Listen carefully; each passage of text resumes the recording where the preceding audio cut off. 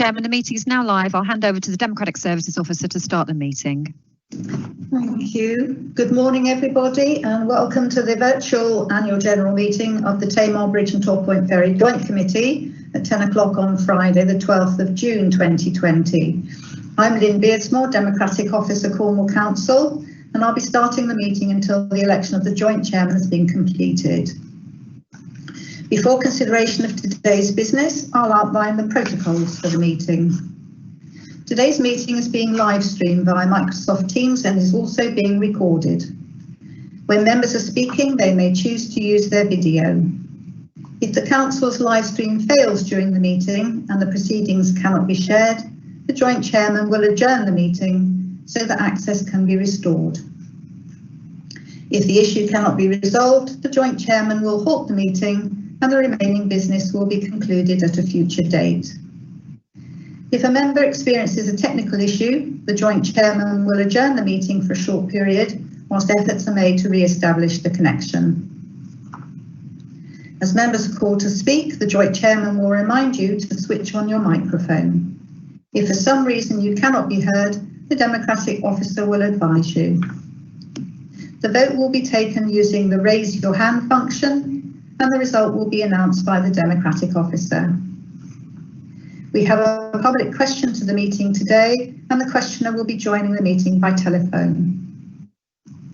Where a member has declared a non-registrable interest, a disclosable pecuniary interest, or an interest by virtue of any trade union membership in a matter, they must leave the virtual meeting.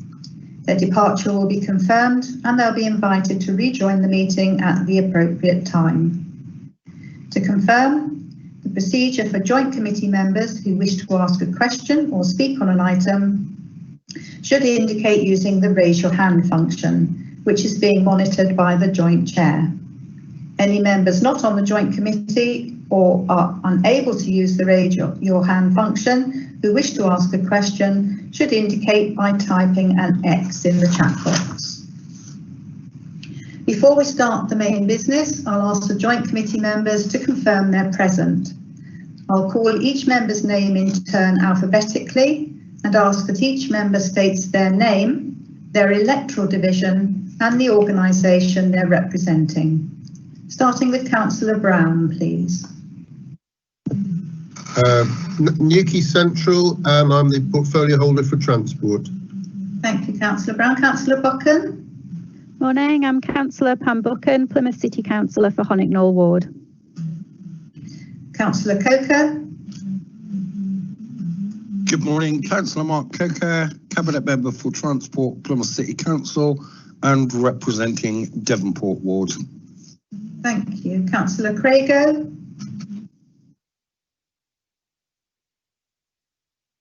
Councillor Crago, could you unmute your microphone, please? Morning, Councillor Crago, representing Torpoint West Division. Cornwall Council. Thank you. Councillor Davis. Hi, this is Gary Davis, Torpoint East for Cornwall Council. Councillor Green. Good morning, Councillor Jonathan Dreen, Budshead Ward, Plymouth City Council. Councillor Holly. Good morning, Derek Holly, Saltash East Division, Cornwall Council. Councillor Leaves. Good morning, Michael Leaves, representing Plymstock Radford Ward on the Plymouth City Council. Councillor Tamlin. Good morning, I'm Sam Tamlin, Cornwall Councillor for Saltash West. And Councillor Wheeler. Good morning, George Wheeler, Plymouth City Councillor for St Beda Ward. Thank you. I can confirm that the following officers are also in attendance. Tamar Bridge and Torpoint Ferry, David List, Andrew Vallance, Richard Cole, Paul Davey, Dawood Kalantar and Mark Meredith. For Plymouth City Council, Adrian Trim, Transport Department, Hannah West, Finance Department. For Cornwall Council, Geraldine Baker, Finance Department, Rowena Brebner, Democratic Services, Rick Clayton, Transport Department, Julia Harvey, Finance Department, Leah Musto-Shinton, Legal Services, Sarah Goodall, Democratic Services, who's the meeting producer, and also Emma Code, Democratic Services, who's observing today. Turning to the main business, agenda item 1 is apologies for absence, and no apologies for the meeting have been received. Item 2 is the election of Joint Chairman Cornwall for 2020-21, and I now call for nominations for the position of Joint Chairman Cornwall for 2021. Please can the relevant Cornwall Council member state their nomination. Please remember to unmute your microphone. Thank you, Councillor Holly. I'd like to move Councillor Sam Tamlin, please. Thank you, Councillor Holly. Is there a seconder for that, please? Could you put your hand down, Councillor Holly? Thank you. Is there a seconder for that, please? Thank you, Councillor Brown. Yeah, happy to second. Any other nominations? Could you put your hand down, Councillor Brown? Thank you. So it's been proposed by Councillor Holly, seconded by Councillor Brown, that Councillor Tamlin be elected Joint Chairman Cornwall for 2021. And as there are no other nominations, we'll now proceed to the vote. So if you could please raise your hand if you are for that proposal. Let's call councillors, please.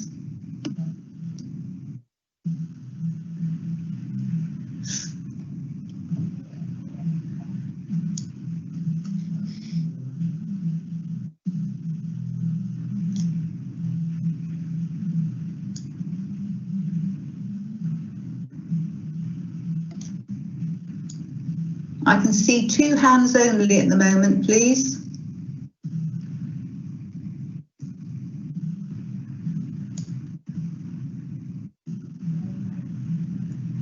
That's unanimous. Thank you. I declare that Councillor Tamlin has been elected unanimously as Joint Chairman Cornwall for 2021. Item 3 on the agenda is election of Joint Chairman Plymouth for 2021. And I now call for nominations for the position of Joint Chairman Plymouth for 2021. Could the other members please put their hands down? Thank you. Thank you, Councillor Coker. Your proposal, please. I'd like to nominate Councillor George Wheeler, please. Thank you. Is there a seconder for that, please? Thank you, Councillor Buchan. Any other nominations? Could you put your hand down, Councillor Buchan? Thank you very much. As there are no other nominations, it's been proposed by Councillor Coker, seconded by Councillor Buchan, that Councillor Wheeler be elected Joint Chairman for Plymouth 2021. And as there are no other nominations, we'll now proceed to the vote. Could you please raise your hand if you are for the proposal?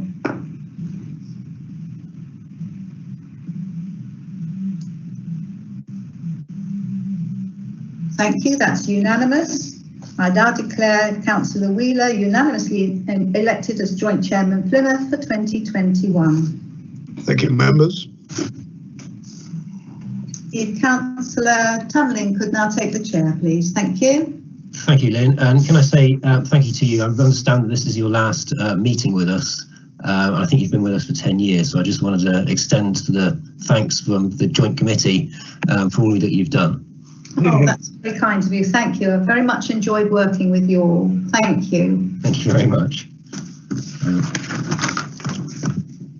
Okay, we move on to item agenda number 4, declarations of interest. So if anybody has any interests, please raise your hands. Okay, there are no declarations of interest. I move on to item number 5, minutes of the meeting held on the 6th of March 2020. If nobody's got any comments, I'd like a proposer. Councillor Buchan. Proposers. Yeah. Sorry, no, I have some comments. Okay, sorry. Is that okay? I have a small list. I'm doing a Derek, and I've got a little list just to whip through, if that's okay. On the gender pay gap reporting on page 6. We have on item 3 that we would have some different tables coming back to the next meeting, which is today. I haven't seen these in the papers. Obviously, under the circumstances, there's a lot of other things going on, but I just wanted to highlight that we haven't had that back, I don't think, unless I've missed it this time. So I have to work my way down. On page 9,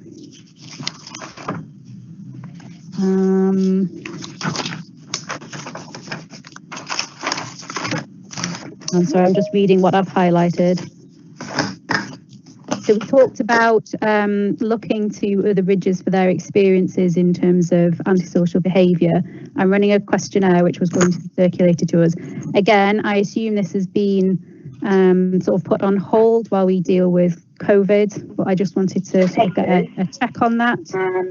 Obviously, under the circumstances, there's a lot of other things going on. But I'm sorry, somebody's got their microphone on. Councillor Tamlin, yes, it's Sarah Goodall, meeting producer. It was our public participant who's joined the meeting. Okay, thank you. We may have to ask him to rejoin because I've had to mute his microphone. So we'll cover that when we get to public questions. Okay, thank you, Sarah. Sorry, Pam. That's all right. We're all learning how to do this, aren't we, in these different ways. At the bottom of page 9, we had, again, an updated report to come to us, which was to do with this, which, again, we don't have. So I just wanted to check what the sort of status was about that.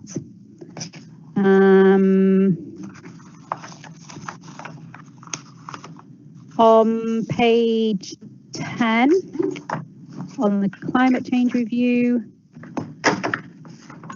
we talked about the every report should have a section on the climate change mitigation, but that's not in the general manager's report, but that's not being included this time.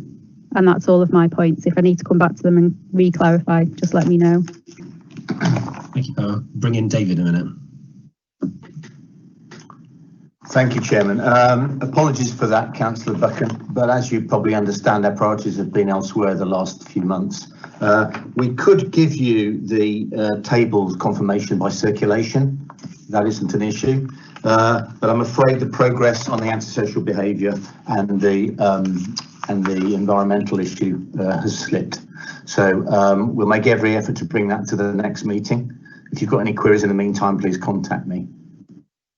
Thank you, David. Okay, Councillor Wheeler.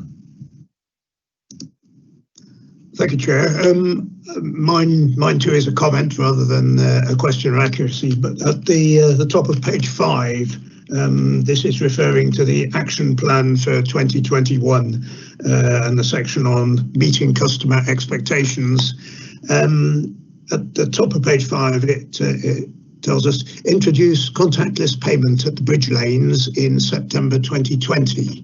Now we've actually introduced them this month, in fact, just over a week ago, and that's been extremely helpful from the point of view of collecting payments in the light of the current crisis. So I think that I'd like to suggest that the committee should thank the officers who have been able to bring that process forward by 3 months in very challenging circumstances.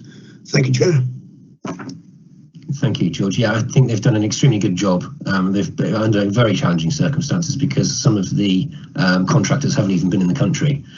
So I think they've worked really hard and done a fantastic job.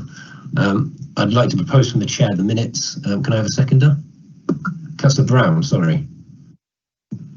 Yes, sorry, Chairman. It was just a comment on the last paragraph of the report about the bridge lighting, just to say how effective it was when we lit them with blue to thank the NHS, and I think that was congratulations to the officers who managed to achieve that.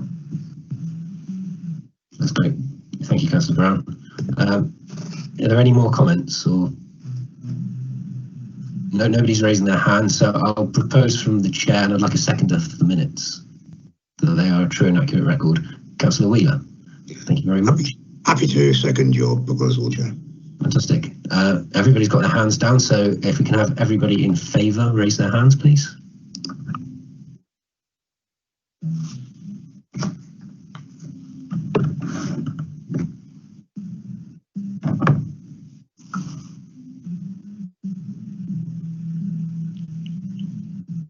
I'm waiting for a democratic officer to tell me that the vote's correct.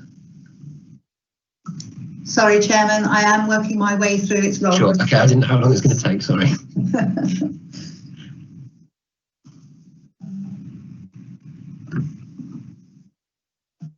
That is carried, Chairman. Thank you. Thank you very much. Everyone can put their hand down now. Thank you. We now move on to item agenda number 6, public questions, and I believe we have the member of the public with us today. Councillor Tamlin, Sarah Goodall, meeting producer here. Mr. Miller, you're on the line. I had to mute your phone as we had some feedback. Could you please try dialing, pressing 6 on your phone, which should unmute you? And if not, could I ask you to dial into the meeting again, please? Councillor Coker, could you put your hand down, please? Yes, sorry, Mr. Miller, we can't hear you. If you could please redial into the meeting. Thank you very much. Councillor Coker, could you put your hand down, please? Thank you. Okay, we're going to have to wait for a couple of minutes for Mr. Miller to dial back in. Yes, Mr. Miller's left the meeting. He's dialing back in now. Okay, I think this might be a good time to mention that I'd like to move agenda item number 9 up to the next agenda item. It's the General Manager's quarterly report, and I think it will answer some of the questions that would otherwise come up on the next 2 agenda items.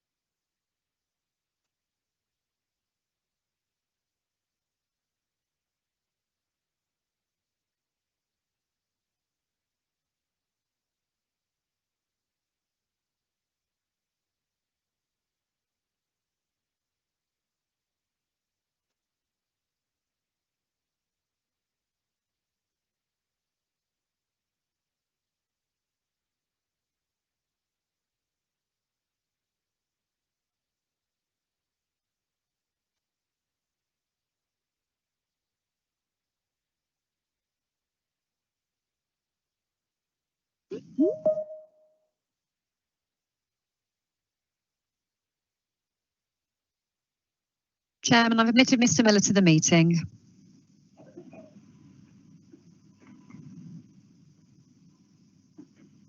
Chairman, your microphone is off.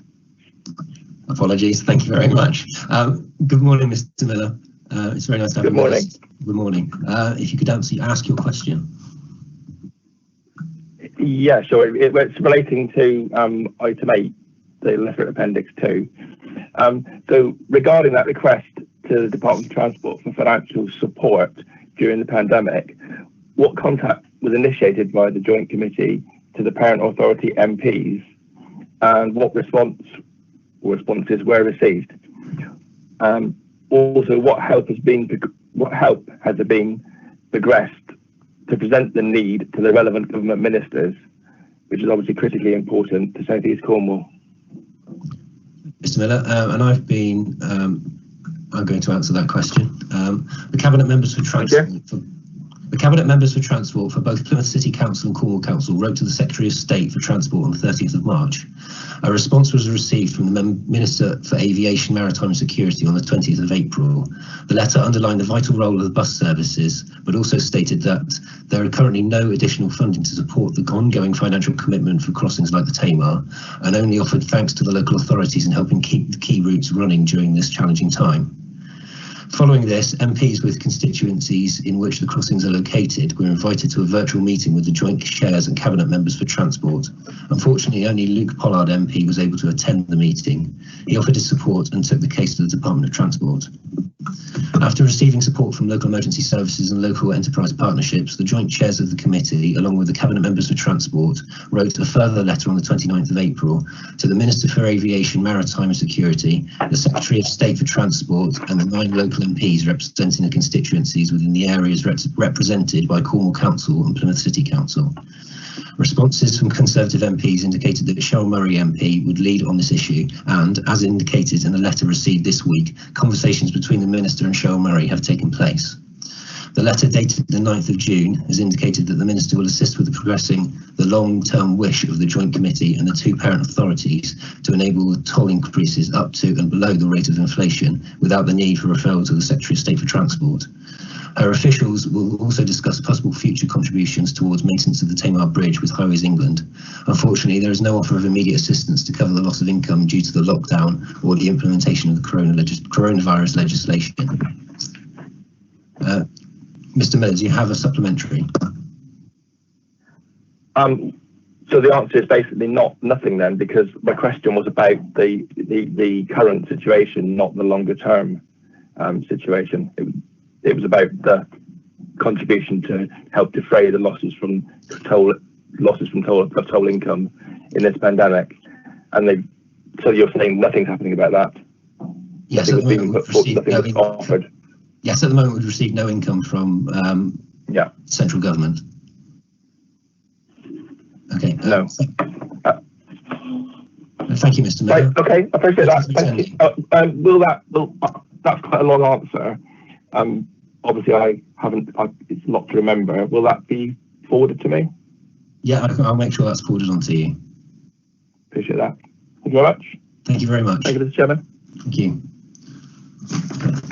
We'll now move on to agenda item number 9, which I'll move up the agenda, is General Manager's Quarterly Report. David. Thank you, Chairman. So this is my routine quarterly report.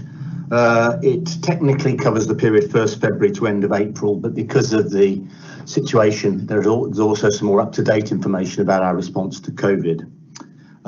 So page 67 covers the Torpoint Ferry operation, where we just missed our targeted availability for the period, had to change a chain on the liner before her refit, but overall availability for 12 months was over 99%. Obviously, we lost a lot of traffic during the period, 44% lower than the previous year. Ferry Refit, members will know from circulated information that the refit took place, but took a bit longer than planned because of the COVID impact on social distancing for the dockyard, and also the fact that certain tasks couldn't be carried out concurrently, but had to be sequential. But actually, the end only added 13 days to the programme. One outcome of the refit exercise was the discovery of an issue with the chain counterweights in the gantries each side of the crossing, where it was discovered that the pulleys inside the system were severely worn, and we didn't want to risk reintroducing the ferry to service with that state of wear. So we're currently procuring replacement pulleys. Because of COVID, supply chain is very limited, so they're being procured from the Czech Republic. We expect them to arrive early July and get the ferry back into service as soon as possible after that. I then go on to the Tamar Bridge, where we exceeded targets except for bridge toll lane availability, but members will realise that we are upgrading the toll system at the moment, so that's obviously impacted on the availability while each toll booth lane has shut down to implement that. Traffic again, like the ferry, was significantly lower, around 40% lower than forecast. Bridge recoating contract is running well. The curb contract, we moved to the north cantilever instead of the main deck because of the current situation, made that a more attractive option. An interesting times ahead of us, because as we are nearing completion of that north cantilever, we have to decide whether to move on to the main deck or not, which will mean losing a traffic lane. And one of the key issues is the shuttle bus service, excuse me, which we were previously offering to get pedestrians and cyclists, mobility scooters across the bridge. And that was one of the reasons that we had to reopen the south cantilever at the beginning of COVID, because the shuttle bus service that we had wasn't suitable for social distancing. Compliance wouldn't be possible, and government was advising against the use of public transport. So we're looking at options to reintroduce some sort of shuttle arrangement, which we're hoping to finalise in the next couple of weeks. So I'll keep members informed on that. If we can't find a viable way of getting pedestrians, cyclists and mobility scooters across the bridge, that may compromise the contract, which might mean suspension or further delay. The Learning Centre remains closed, but the Learning Centre team is still working in the background, keeping up to date, doing some online quizzes, some online talks, and keeping the volunteers up to date with developments. Looking forward to when we can reopen in a measured way. I then go on to talk about the COVID effects, and members will have an Appendix 4, a graph of the effect on traffic, and I'll just share with you a more up-to-date graph. So hopefully members can see that graph I've just shared with you, where I've added a couple of weeks to the right-hand side of the graph. So the graph shows the steady increase in traffic since the lockdown. You can note the very spiky ferry traffic at the end of May when we had extremely good weather. A lot of people going to the beaches in southeast Cornwall. But as you can also see, in the early part of June, since we started tolling, but I don't believe as a result of that, it's more the weather issue, things are flattening out a bit around the 60 to 70% mark. We've also managed to get some information, so I'm just trying to get another graph up for you.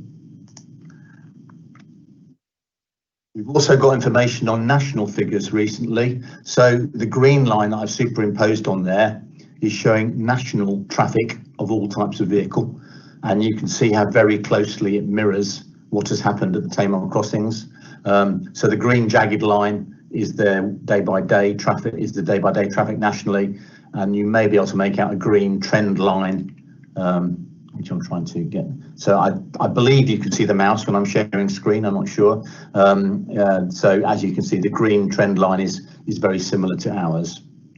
So I'll just unshare that. If I can find the mouse on these three screens.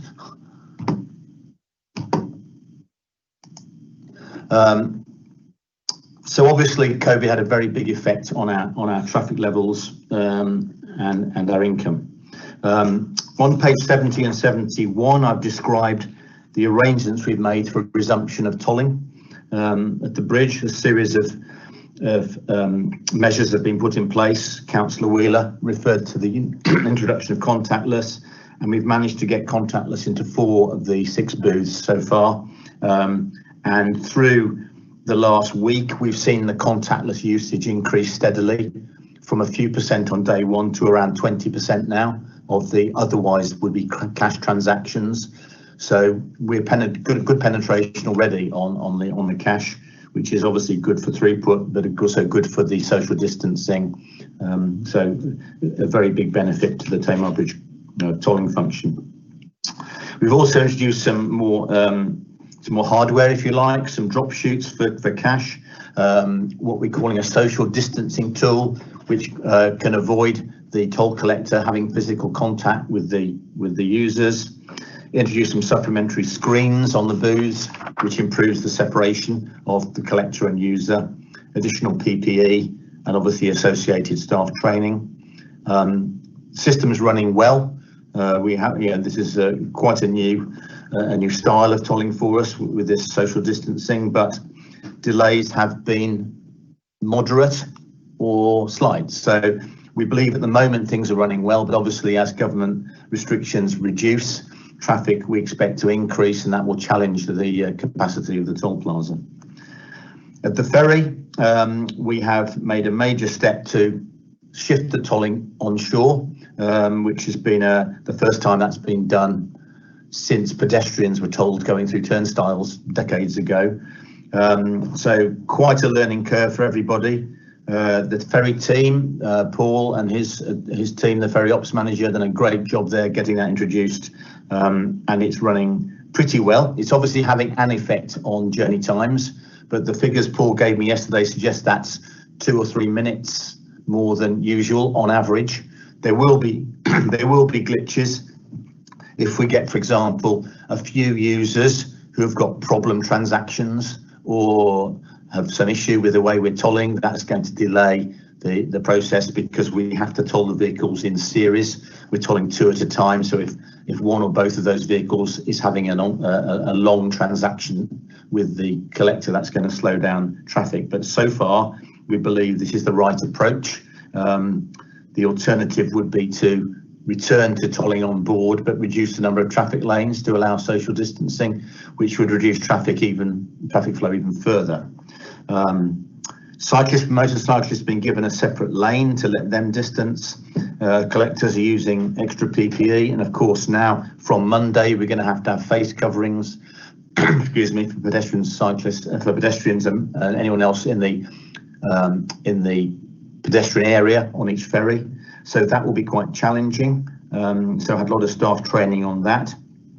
The night service ferry still continues to be tolling on board, but with alternate lanes to give social distancing opportunities for users and our staff. Toll revenue, as you'd imagine, was severely affected by COVID, and then we decided to suspend tolling. So we suspended tolling on the midnight 24th of March and resumed on the 1st of June. Tolling income for the first week of tolling was around £170,000, so around 64% of the forecast tolling for that week, tolling income for that week.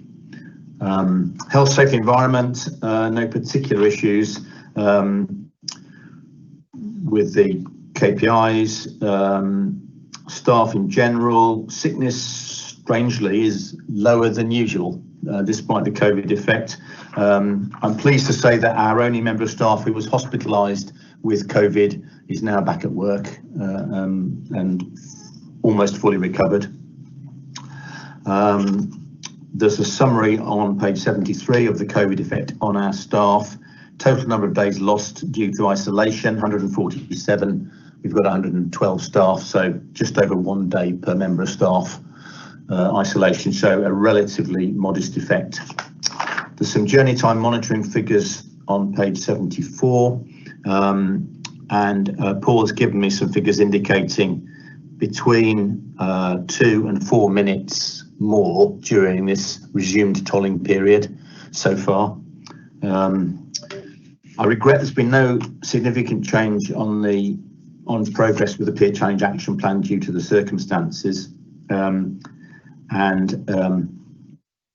We were going to present to you a report on toll concessions today, but because of the COVID issue, that's been postponed until September, but it's not a particularly urgent issue. We've done a lot of extra communications and engagement during this period, press releases, social media, to keep up with central government changes and our response to those changes.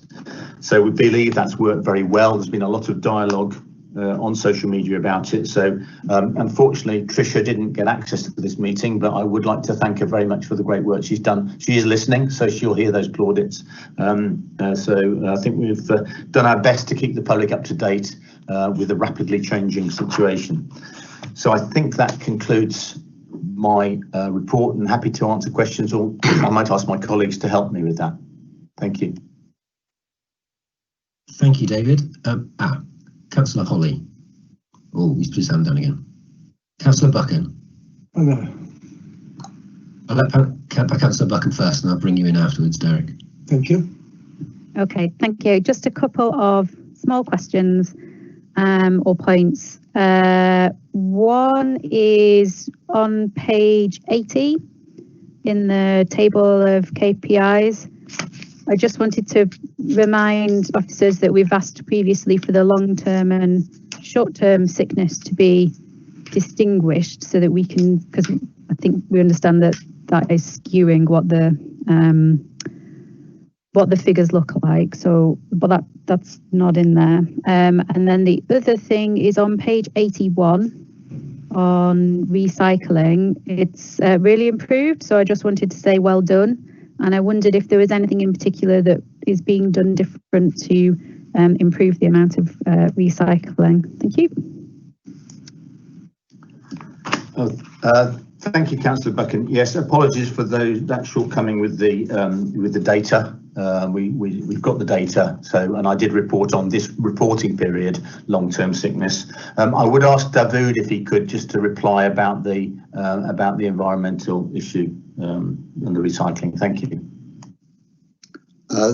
Thanks, David.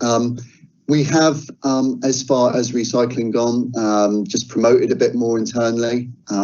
And I've also put some comments in about the separating out of seaweed from the waste and energy recovery figures. But it's just, I would say, just a sort of general reminder to staff of recycling facilities that we've got on site that's probably helped promote the extra increase in figures there. Great, thank you. Andrew Valance also has his hand up, so I'm not sure if he wants to comment.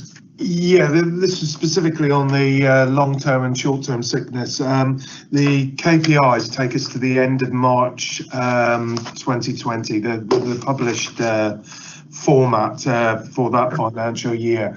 We have got in mind to for the coming financial year to separate those two figures, but for consistency, we kept the in-year format.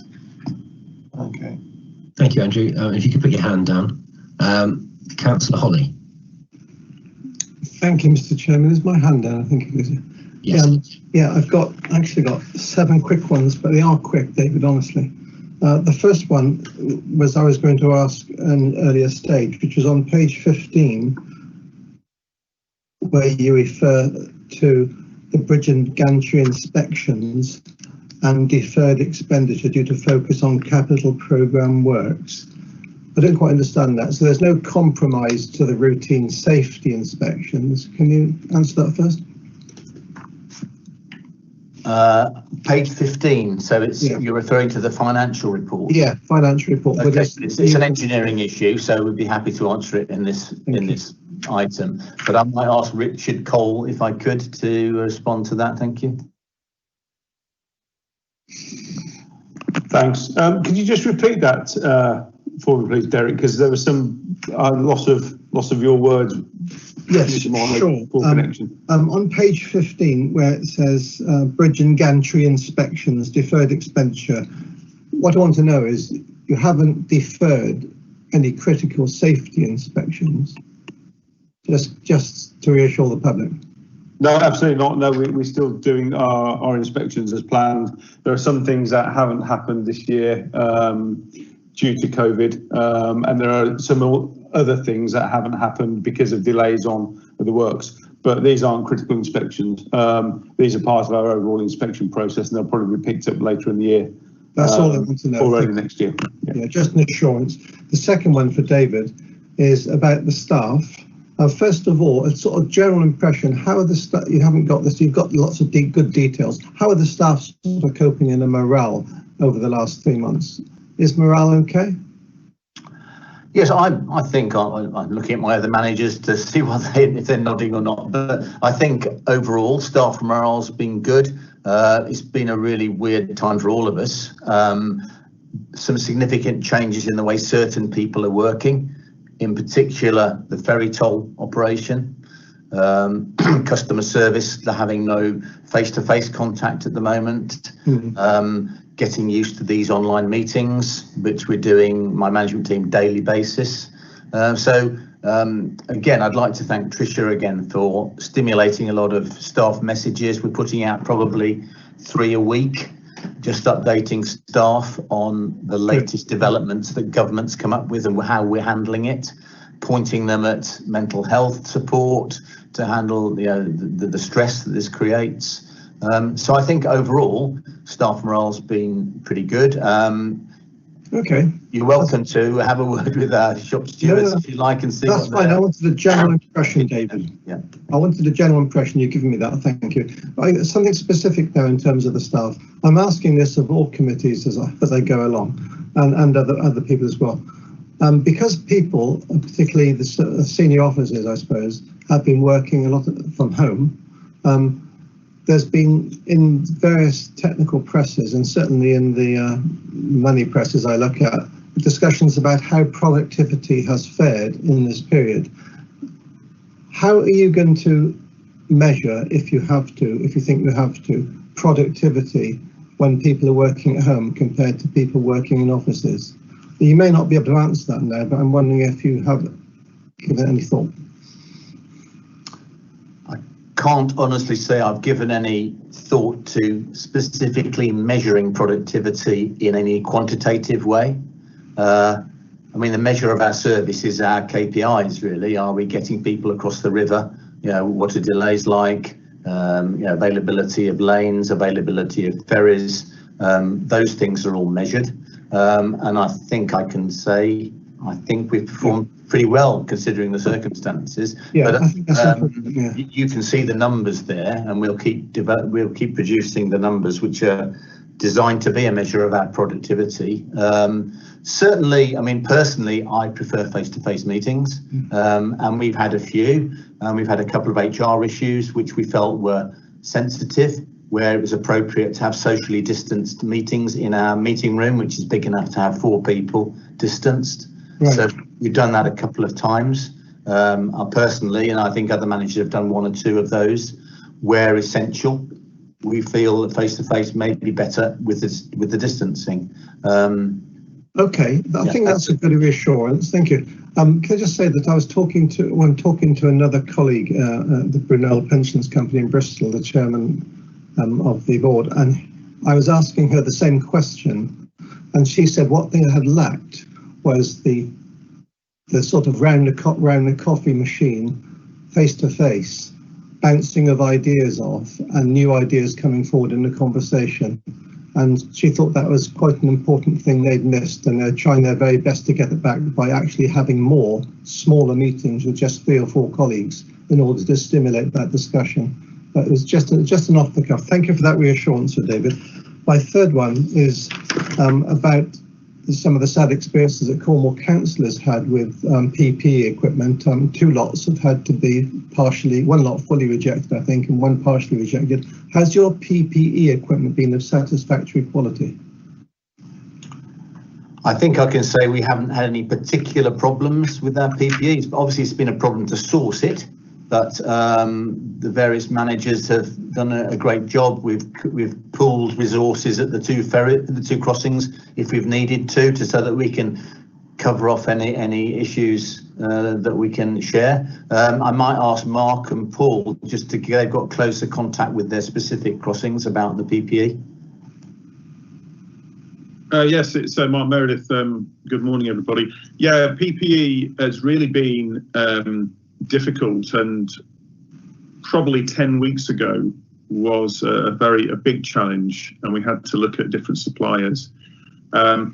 It goes without saying that we've tried to engineer our processes to engineer out the need for PPE where it's all possible to reduce the risk and obviously the cost. But we did procure some PPE quite early on in the process just to have a stock for the whole organisation, to give us really an assurance whatever happened, we had at least a background amount of equipment. Pricing's been an issue, of course. It's been a seller's market, but we think we've struck the right balance between price and quality, and we've tried to use regular suppliers which we have a long-standing relationship with, a bit of comeback with. Paul, I think that's been the case at the ferry as well. Yeah, we've got a good relationship with our suppliers. We've just had a further delivery of the P2 face mask, another 1,000 this last week. I managed to negotiate 25% discount on their original offering because, again, we get on well with them. But we've had no major problems. We've had that's what I wanted to hear. Thank you. We've achieved the volumes, we've achieved the quality, and I believe we've achieved a very fair price. Okay, my next question is linked to that because David said, and I had assumed this anyway, that because it's a public service vehicle, the ferry, people will have to wear face masks on the ferry. Is that right? That's correct. In the decision we've come to is in the passenger area, whether it be staff or customers, face coverings, I suppose face masks, are to be worn. If we said people in cars and on push bikes, motorbikes who are out in the open, there is no hard requirement. But if they do leave their vehicle to go into the passenger area, they must have a face covering. So on the tops, they're okay. They don't have to wear it. We've said on the upper deck as well, because they will have transited through the passenger area to get there. Okay. So rather than getting people confused about should I wear it going up the steps or not, we just said if you're inside the area, wear it. Okay, I got it. Now this is sort of related to having worked in Torpoint for nearly 30 years. They're an independent bunch. How are you going to cope with people coming down to the ferry without a face mask? Are you going to be able to sell them face masks? Well, there are certain categories of people who are exempt from wearing face coverings. There's quite a lot of advice come out, particularly from the Asthma Association, to support the government guidance. People with asthma, certain lung conditions, also small children. What we said is if people are approaching the ferry who are not wearing a face covering, they will be politely asked, if there's a reason for it. If there is a reason for it, we'll let them on the ferry, but we will say, particularly please observe the social distancing more rigidly than the rest. If it's obvious it's a sort of group of 15 lads who are eight pints to the best, we will reserve the right to turn them away. Okay, so are you going to have, presumably you'll have notices at the tops and down saying yes, you're not coming on the ferry if you haven't got a face mask, etc. Yes. Okay, thanks for that. Thanks for that assurance. There's guidance out to staff on that, and it will be published on our website as well. Thank you. The next one is about the getting people across the ferry, across the bridge, which we used to do on the bus with the bikes, etc. What's the capacity, David, with social distancing of the current minibus then? Is that the problem you were intimating? Well, the size of the minibus is such that social distancing is virtually impossible.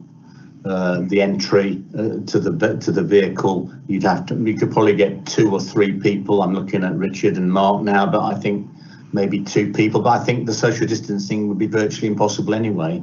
So what's the solution? Hiring a bigger bus or what? That's exactly what we're looking at. Okay. Using a conventional type of bus. Yeah. Okay. Using industry standards to cope with the situation. Okay, thank you for that. Yeah. So. Yeah, okay, I've got it now. The next one is a fairly quick one.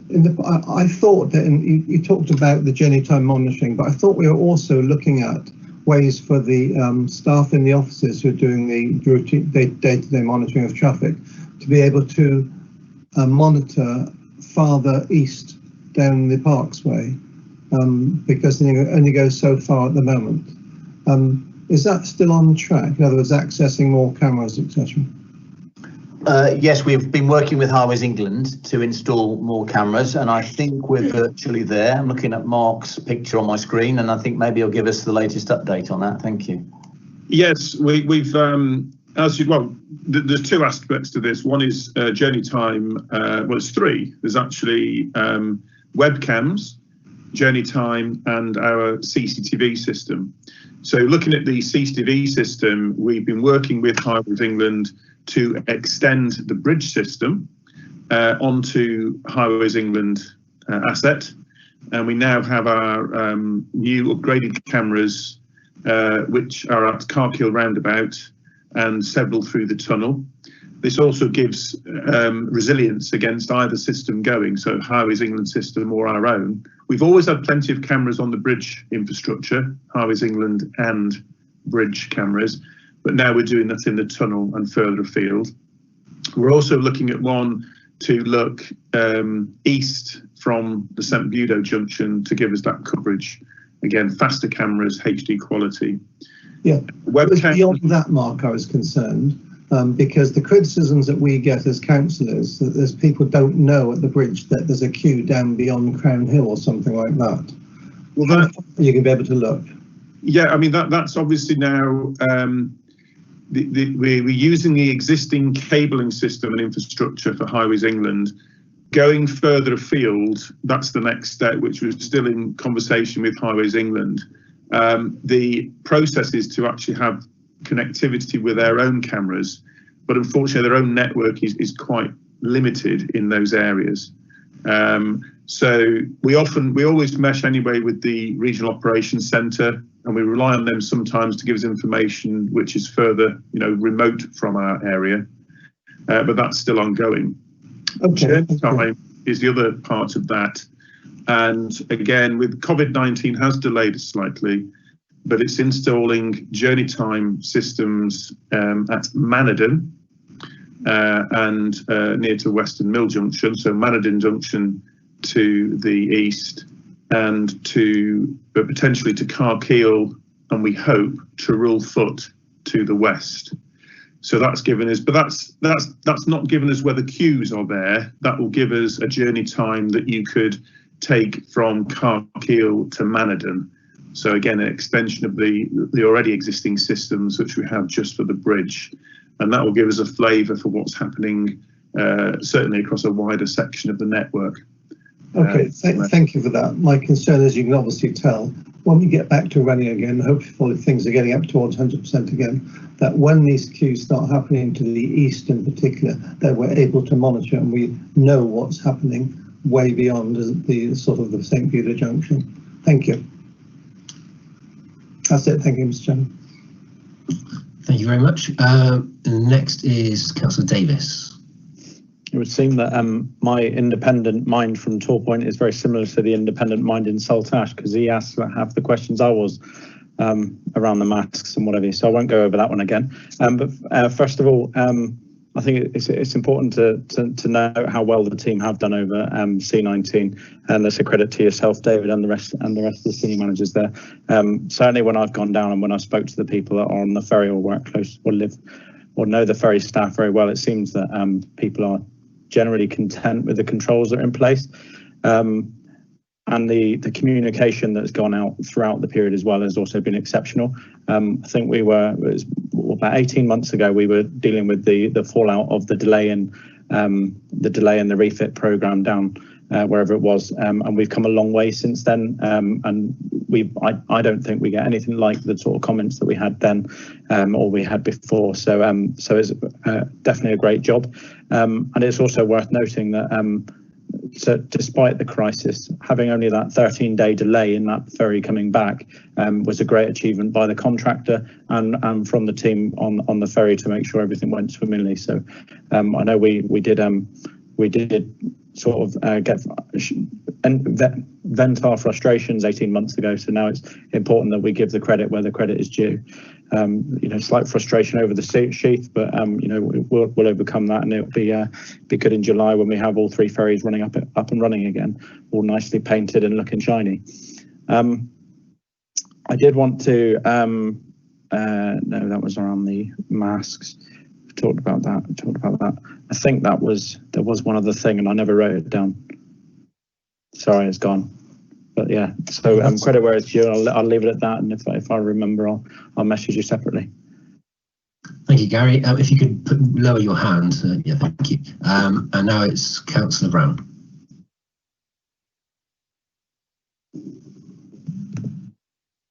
Well, you've muted yourself again, Jeff. That's it. Seem to have a lag on my system. Okay. Apologies for that. Thank you, Chairman. Excellent news about the member of staff who's making good recovery from COVID-19. Really pleased to hear that. I would simply echo what Gary Davis was saying.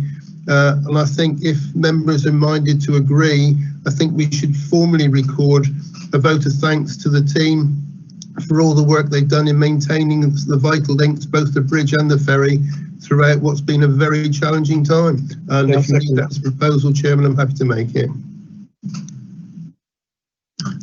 Thank you, Councillor Brown. And Councillor Coker. Yeah, thank you, Chair. I think Councillor Brown's just got in before me. I was going to say exactly the same thing, but a little bit to Paul. As I'm sat here on this conversation today, I'm getting texts from Plymouth City Bus to say that the government are going to probably announce late tonight some new measures for face coverings from Monday. So I would suggest we keep an eye on that, Paul, because what I'll do, that I've asked them to send me the details the minute they're released, and I'll forward them on to you, because I think it's going to be a little bit of a nightmare for us all from Monday. Thank you for that. So we constantly scan, and Dav in particular scans the constantly changing guidance, and we react as quickly as we can. Great, thank you very much. David, you've got your hand up. Yes, Chair, thank you. I should, there's an omission there, which Paul has just reminded me, that I should say that Dawood has done a very good job doing very close contact with the local resilience forum and its subgroups. So I think it's about 3 meetings a week. Dav, at one time it was about 5. So there's a very good network amongst the emergency services and the key stakeholders on assimilating all of the news that comes out and how people respond, and keeping other parties informed of what line we're particularly taking. And I think Dav, could I ask Dav just to give a little bit more to that? Thank you. Yeah, it's just to say that with the local resilience forums, the Plymouth OPICs, just coordinating the response across the region, so we're in line with all those other partner agencies. And also keeping the emergency services and our partners informed on how we're handling things, things like shutting of the North Cantilever, stopping tolling and resumption of tolling, and possible impacts that might have on them. Keeping those guys informed has been really key to it as well. Great, thank you very much. Councillor Wheeler. Thanks, Chair. Councillor Brown made a formal proposal. I'd just like to second it. Thank you. Fantastic, thank you very much. Are there any more questions? Okay, we have an amendment to, I'm going to try and do some wording for this amendment. Recommendation 3, the Joint Committee thanks all staff for the crossings over this very difficult time. Is everybody happy with that wording? Yep. Delighted. Thank you very much. All those in, oh, sorry, Councillor Wheeler, can you put your hand down? I'm about to do a vote for the amendment. All those in favour?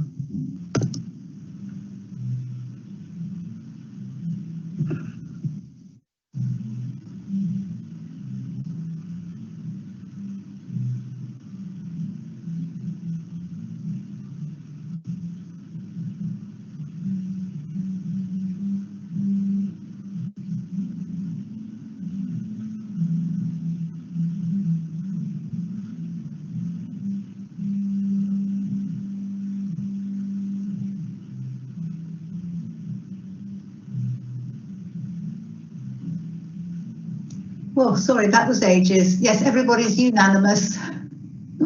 Thank you, Lynn. So with that, amendment is accepted. So I would like to now take a vote on the recommendations. If everybody could just put their hands down so that we know they've... Okay, yeah,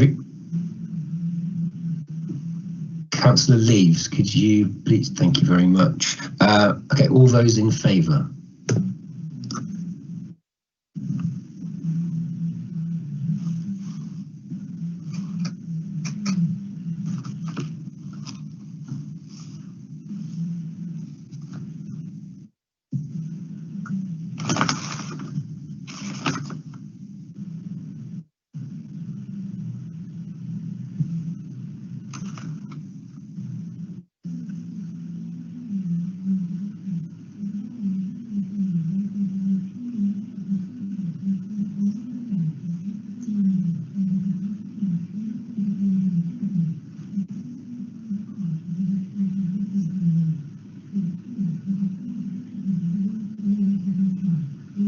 That's unanimous, Chairman. Thank you. Thank you very much. Okay, before we move on to the next item agenda, I'm aware that we're supposed to take a break every 50 minutes. I I don't know if anybody wants to take a break. I can have a quick intermission if anybody does. No, I don't think anybody does, so I'll move on to item 7, which is the joint undertaking. 7.1 is the 2019-2020 budget outturn and annual governance statement. I believe it's Julia Harvey. Thank you, Chair. Good morning, everybody. This report presents the Joint Committee's revenue and capital outturn position against the 1920 revised budget. The revenue position, subject to audit, shows the deficit for the year is 828,000, 135,000 greater than our revised estimate. The draft reserve position is 2.792 million. The main areas of variance are within income, due to the later implementation of the toll revision and the removal of the tolling in late March, income reduced by 642,000. This was slightly offset by additional lottery grant of £127,000. There was reduced expenditure at the bridge, mainly less bridge and gantry inspections, reduced maintenance painting, and delay in operational and materials purchased in relation to toll equipment. At the ferry, expenditure was slightly less by £77,000, mainly related to general operational expenses. Within corporate, tag accessories increased by £120,000 following a stock adjustment at year end. Capital expenditure amounted to 5.382 million, 3.397 million less than our revised estimate, and this was mainly due to delays with the bridge curb replacements. Bridge LED lighting and main cable remediation have been reprogrammed into the 2020-2021 programme.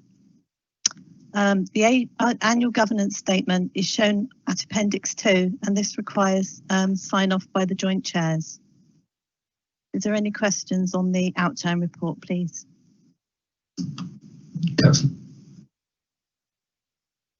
Councillor Holly, would you like to start? Councillor Holly, you have your hand raised and your microphone is off.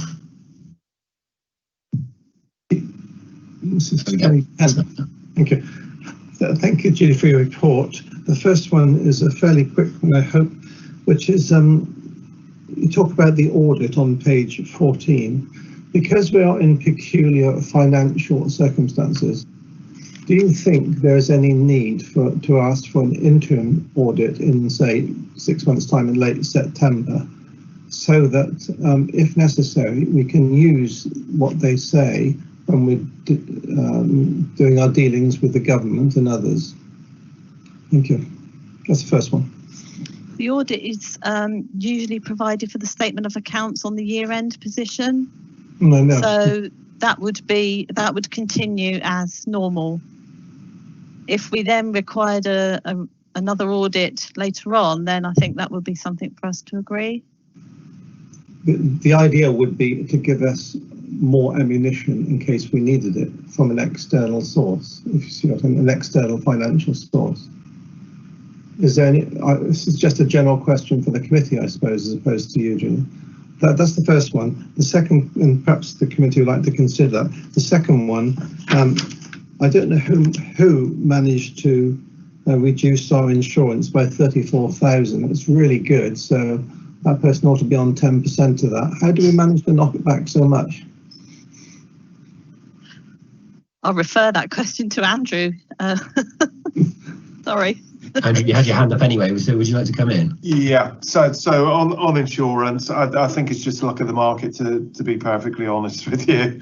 I'm afraid the market is moving the other way, particularly on the marine side at the moment. I'm sure some insurers will wish to cover their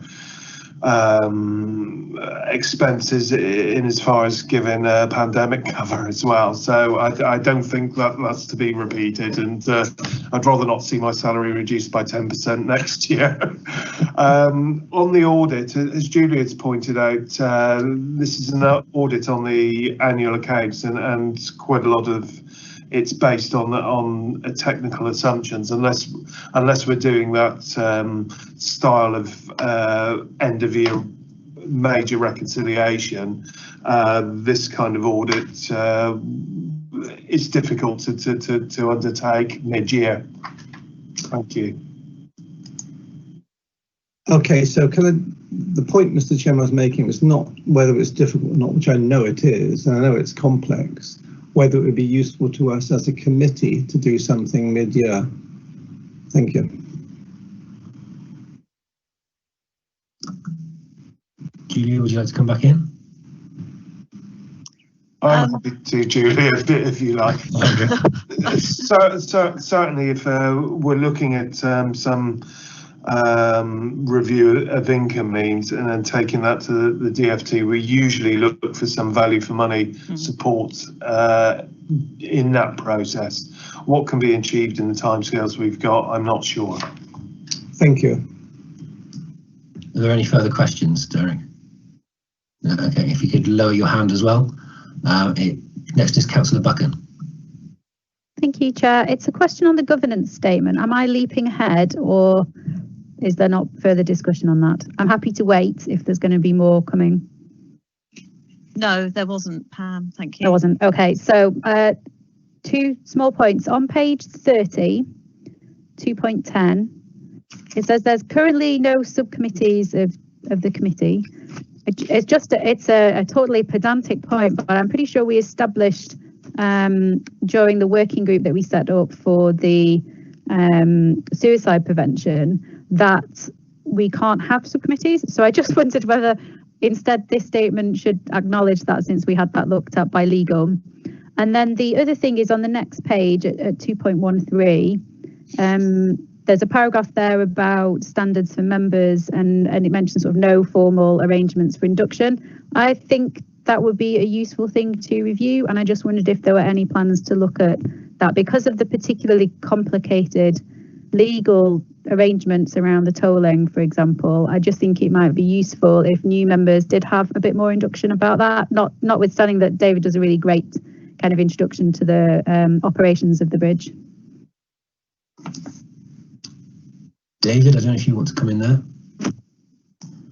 Yes, I think I've every new member, possibly except Councillor Leeds, who might have slipped through the net so far, has been invited for the Death by PowerPoint that I offer to new members. But and I try to cover off the main headlines of the financial arrangements in that. But it's true, the governance statement is accurate. There is no formal process. It's a matter of me realising there's a new member and inviting them for that process.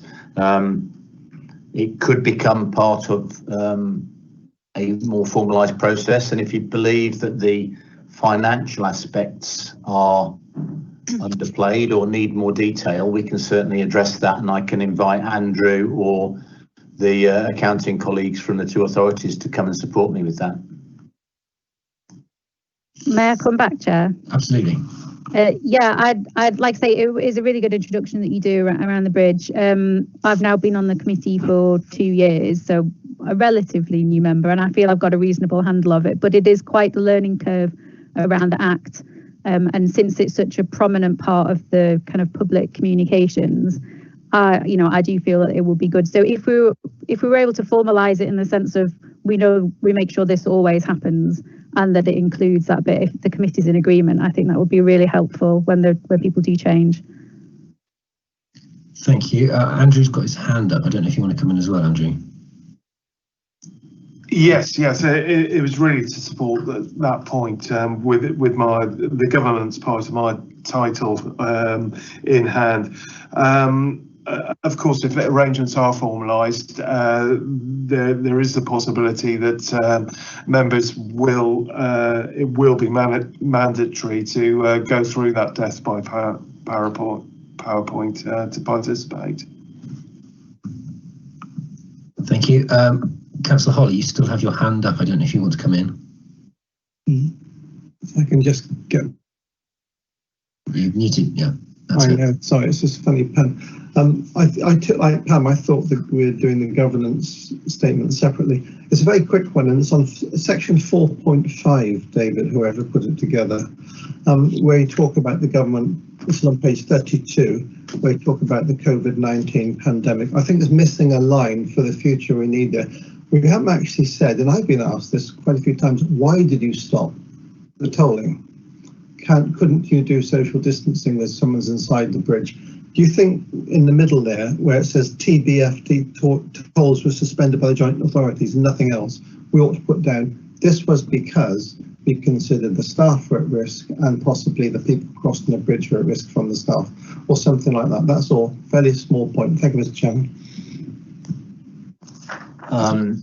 Go on. I don't know who wants to answer that. Thank you, Chairman. Well, I mean, it's a very short summary of the COVID effect, which hit the last 2 weeks of the period that we're covering.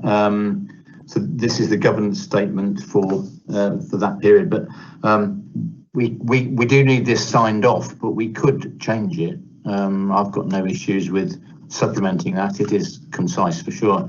I don't know if anyone else has got any comments about the mechanics of making a modification and getting it signed off by circulation later. Councillor Wheeler, do you want to come in?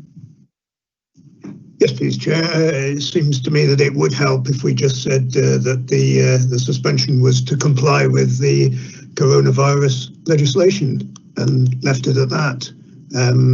It wasn't a decision taken lightly, and in fact, the greater problems were at the ferry than at the bridge. But I think if anyone had suggested suspending tolling at the ferry and continuing to collect tolls at the bridge, we would have had quite a few comments.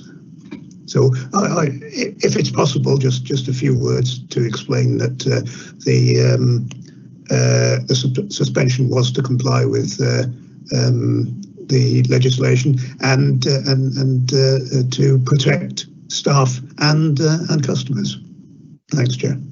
Thank you. I don't think anybody's going to disagree unless anybody's going to. I think we can probably sign that off now with a vote. I'll do that at the end. Are there any other questions? At the moment, I've got Councillor Wheeler and David List both with their hands up. David, would you like to say anything else? You're currently on. I was just going to say whether members would be happy for me to agree the words with, or Andrew, possibly to agree the words with the joint chairman, or whether you want to agree the words now today. Either way is fine. Thank you. I'd be more comfortable with signing off now because then we can have a straight vote on it. So if we could go with the words that, well, I haven't had a proposal yet. Mr. Chairman, the words which were given by George, I thought were pretty good about complying with the legislation at the time. We had to do it to protect staff and public. Thank you. And Councillor Davis, you have your hand up. Oh, sorry, Councillor Wheeler first. I'm sorry. I was just going to actually offer some words. So if at the end of the sentence, TBTF tolls were suspended by the joint authorities on 25th March 2020, comma, to comply with the coronavirus legislation for the safety of staff and the public. Can I take that as a proposal from you? Yes, can I propose that? Yeah. And I'll second that, Mr. Chairman. Thank you very much. Before we go to a vote, Councillor Davis has got his hand up. No, it's okay. I was thinking about it, and after hearing what he said again, I'm comfortable. Okay, thank you. If Councillor Wheeler, you have your hand up again, would you? Okay, thank you. Everybody has their hand down, so I'd like to go to a vote. So all those in favour of changing that wording.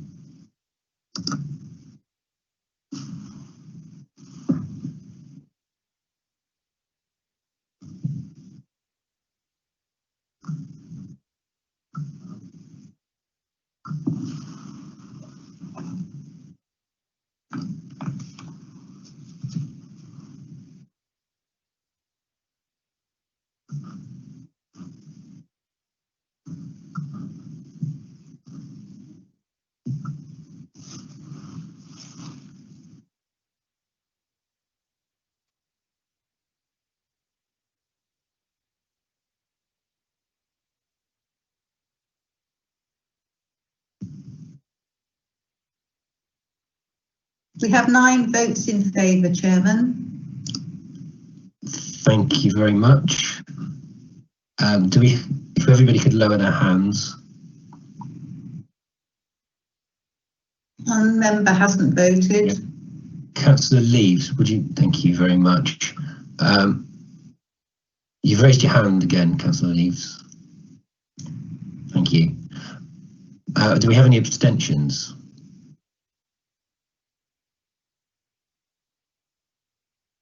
No hands raised, Chairman, sorry. Thank you. And any against?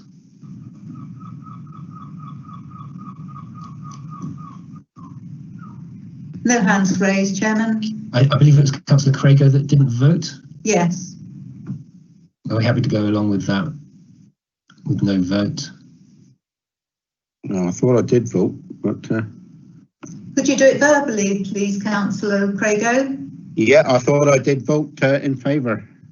You're in favour, thank you. That's unanimous then. Thank you very much. Is there any other questions on this item?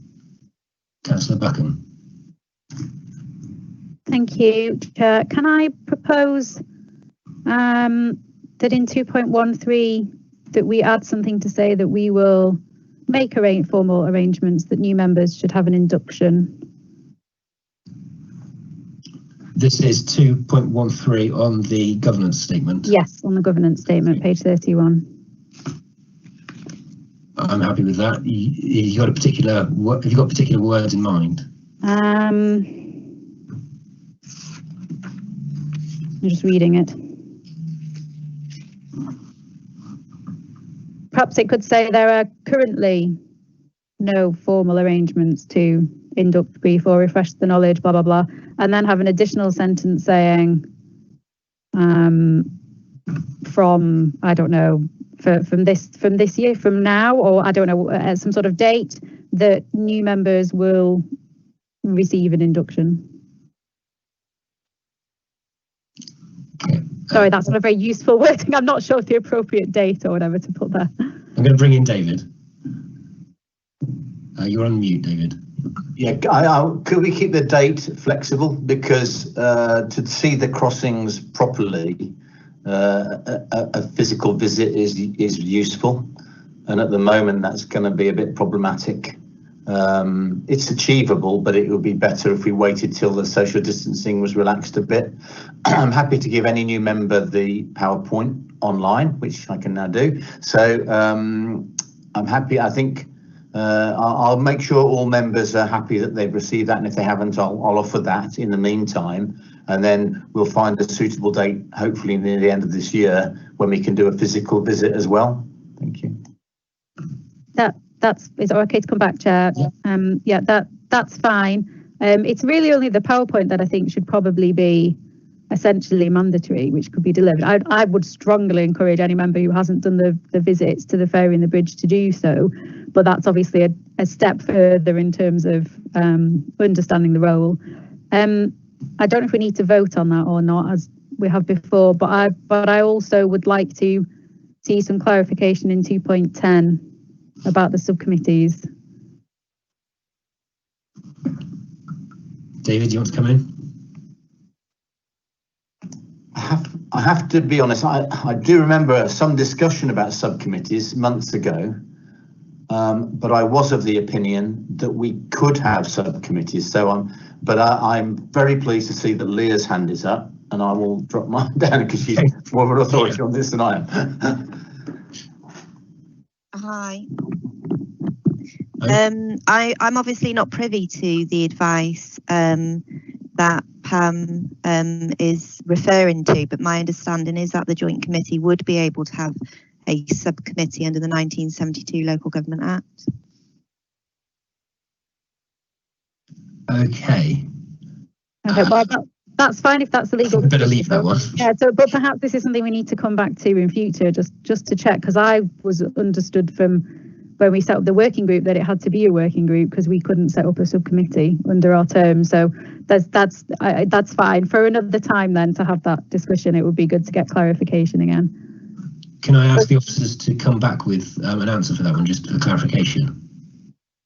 Thank you. Do you want to move the first Yes. alteration? Yeah, if that's okay. I still need the wording. God, let me look back at it. So if it was amended to say does not operate separate standard for members, and there have been no formal arrangements to induct, brief or refresh the knowledge of members outside those undertaken generally for members of the joint authorities. So if then, so that's just an addition of those two words. However, the general manager offers a tour of the undertaking for new members, together with a briefing session on the key operational issues and financial position of the undertaking within the first months of membership. Then that could have added on the briefing session will be formally offered to all new members, or I'm not sure what the best wording is to make that more mandatory. We could say mandatory, I suppose. David, do you want to come in? We could just say, and this will become mandatory for all new members. Is that what you're intending? It is. My own anxiety is that then, because that sentence has got both the tour and the briefing session together, that would put the whole lot of it as mandatory. And I think the briefing session should be, but the tour, for the reasons we've talked about, a bit more flexibility. Okay, so the briefing session will become mandatory for all new members? Yes. So we could just add a comma and then add that, or a separate sentence that says the briefing session will become mandatory. Yes. So the two changes would be to edit the first sentence and say there have been no formal arrangements. And then at the end of the paragraph to add the briefing session in future will be mandatory for new members. Okay, and I'll take that as a proposal from you, Pam, if that's okay. And I need a seconder.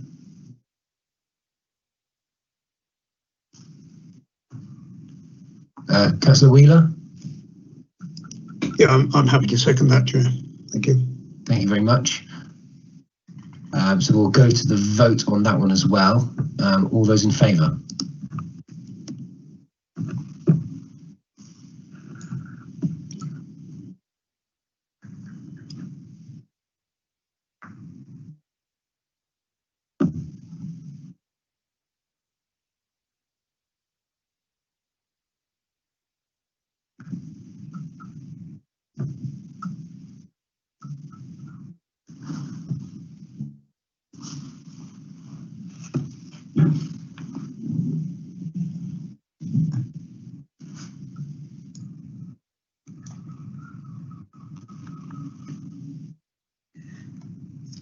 That is unanimous, Chairman.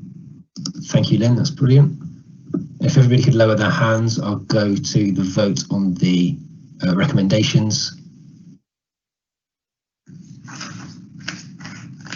Hang on, everybody's putting their hand up again. I haven't asked for them to vote yet.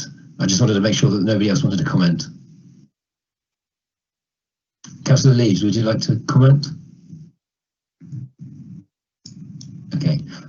My hand seems to take a long time to go up and down. Yeah, I think there's a problem with the software. There's a bit of a delay sometimes. I've had it too. Okay, all those in favour?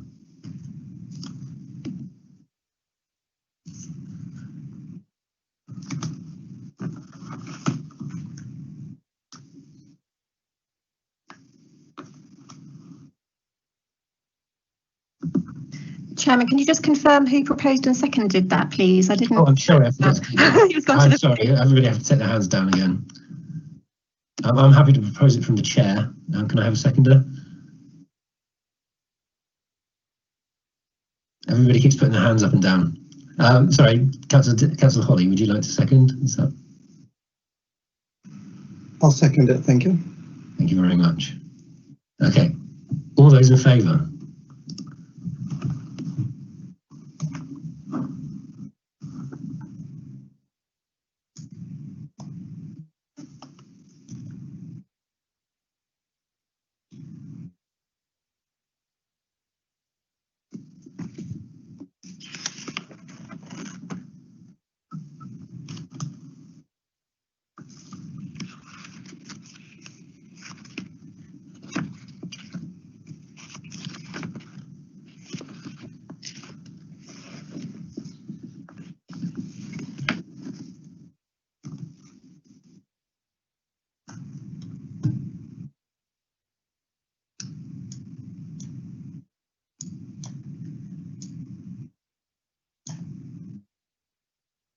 Chairman, I can declare that's unanimous. Thank you. Thank you very much.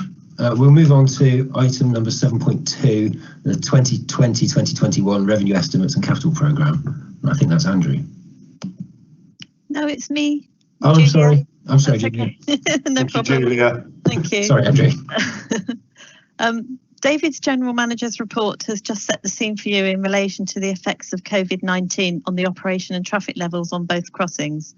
In light of this, a revised budget has been prepared to forecast the year-end position of the undertaking. Without intervention, the reserve position at 31st of March 2021 is forecast to be a deficit of £830,000. Due to reduced income collection forecast of 4.627 million, less than our original budget for 2021, a cash flow loan is also required to ensure the joint undertaking can continue operations. The provision of a cash flow loan has been agreed up to £5 million, and terms of this loan are detailed within the report at paragraph 2.6. Please note that the actual cost of the loan is not currently incorporated into this revised budget. Within revenue, expenditure has been reviewed, and this is detailed within Appendix 1 on page 47. A reduction of around 400,000 has been achieved. Within capital, and the programme is detailed on page 49, the anticipated programme of works is 8.359 million. Bridge curb replacements should complete within the year. The ferry refit required additional funding of 380,000, and the toll system has also been increased by 300,000. There are also 2 amendments where parapet works have been moved to 2021-22, as have the bridge resurfacing works. The proposed emergency budget requires approval at both councils.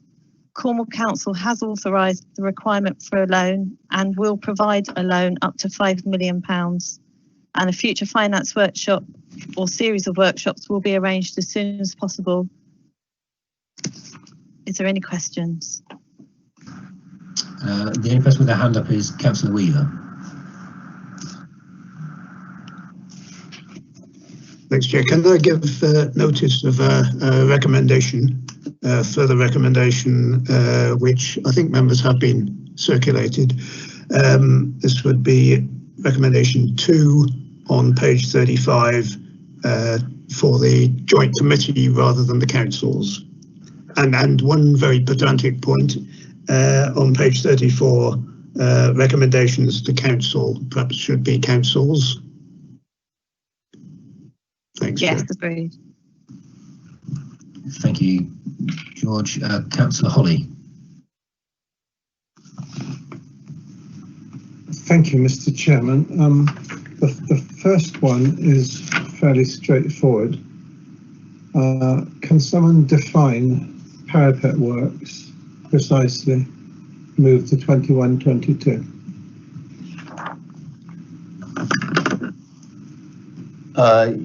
Yes, Joint Chairman, if I may. The Joint Committee decided not to raise the parapets along the whole length of the bridge, but we were tasked with looking at the anything that could be done about the effect of antisocial behaviour on our neighbours. So that parapet works item is a rough figure to cover potentially doing something with parapets at the 4 corners of the bridge on a pro rata basis based on previous estimates for the whole length of the bridge. Right, Mr. Chairman, in the minutes we've got a point somewhere, I can't find it, which says that whatever happens, we will make a definitive decision in the September meeting in this respect. So if there are jolly good reasons for deferring that, I'm not quite sure what they are yet. We have to make that really clear in these minutes if there are. Are you making a proposal, or? I want to know what the jolly good reasons are. Okay, I don't know if David, you want to come back in? Yes, Chair, thank you. Councillor Holly, I'm afraid we haven't made any progress on investigating the potential benefits or disbenefits of modifying the parapet arrangements at the four corners yet, for the same reason that we haven't made progress on a range of other issues. So I'm afraid there is slippage on that, and I think it would be unwise to bring an undeveloped report or proposal to you in September purely to meet the deadline. So I think you're right to flag this up, and I think it's likely that that report will be delayed. Right, thank you, Mr. Chairman. I accept all that, David, obviously, because of what's gone on, but we need that explained carefully, and we need to set a future date for it as well. I'll propose the March meeting. Okay, if then you can't do it, David, because things go on, that's fair enough. We'll have to delay it again. I think, Chairman, as things stand, that's a sensible timeline. It does involve quite a lot of work in areas which we're not that experienced in, behavioural issues, so it won't be quick. And I think that sort of timeline is appropriate based on what we know at the moment. Obviously, if things change with COVID, that may not be achievable. I think at the moment that's a sensible sort of timeline. Thank you. Okay, thank you. How do we do that, Mr. Chairman? I was thinking maybe add a recommendation. We've got recommendations to council and recommendations. I was wondering if you wanted to put a recommendation under item 2 as number 2. Yeah, I think we should to recommend that we, for COVID-19 reasons and because the staff or whatever, that we defer the item. And I think you ought to refer, Lynn, in the minutes to where it was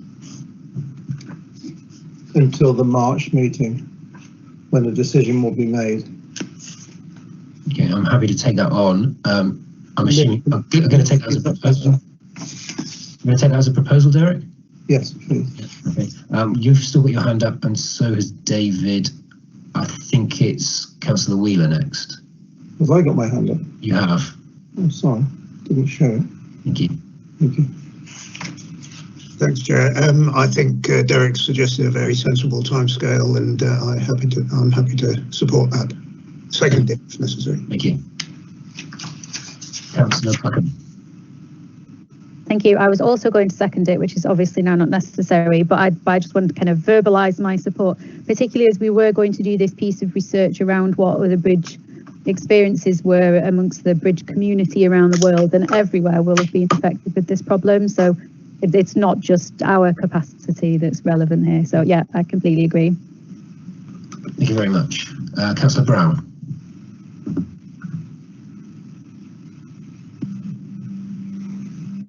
Thank you, Chairman.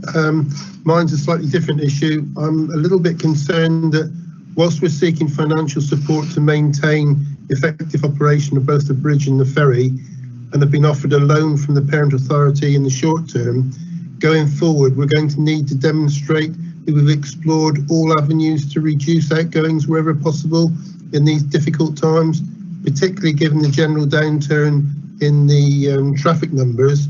And I would suggest that the best point to do that would be at the planned future workshop, financial workshop. Okay, I agree with that. Thank you, Councillor Brown. Councillor Davis. I was only going to echo what Councillor, the last councillor was, sorry, I forget his name. Brown. Sorry, Councillor Brown. The only other thing that I'm looking at is it's a significant expenditure. And I wonder, knowing that next March it'll be very close to the Cornwall Council election, and I wouldn't want the decision to be politically weighted. It should be for the right reasons, looking at that. And I just think that at that time we'll be looking at putting, dare I say, it's one of the few things on the future programmes budget that looks like it's not an essential work for the viability of the bridge. That's not saying it's not essential from a social reason, but I just wanted to make sure there's not politically biased decision and that it's taken sensibly, if you like. So it feels like it might be better to go later again, maybe another quarter into June. Would you like to make a proposal of that, Gary? Obviously, I'll have to take the other one first, and we'll have to vote on that. Yeah, I'd like to propose that we move it after March into June next year. Okay, thank you. Sorry, David, I missed you off a second ago. Did you want to come in? I was just going to reassure members that the expenditure side of the equation is certainly something we would cover at the workshops. Thank you. Thank you. I've still got two hands up. I've got David and Gary still have their hands up. I don't think I have a seconder for Councillor Davis's proposal. So I will go to the vote on the first amendment from Councillor Holly. I haven't absolutely formally got the wording.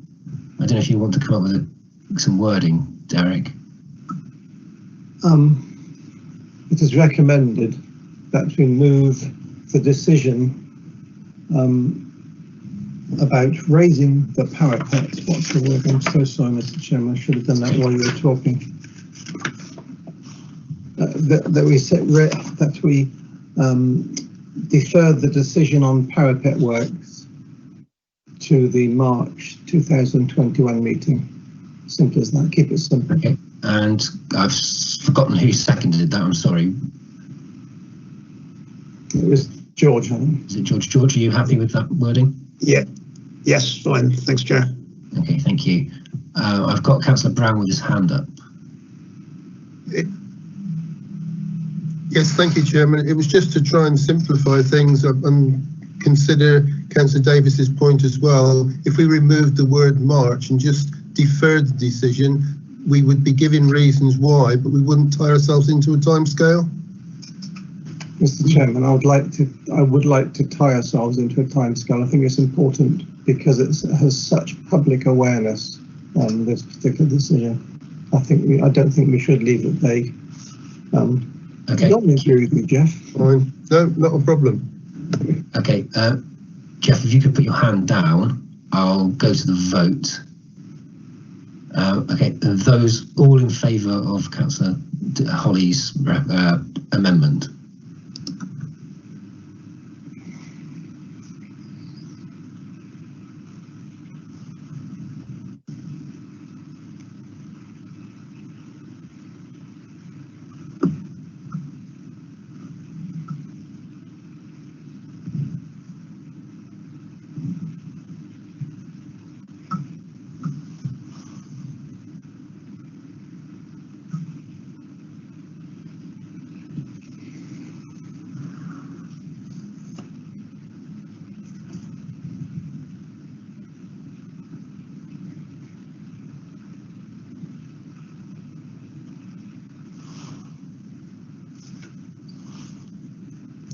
I have 7 votes in favour. Thank you. If everybody could lower their hands. Any abstentions?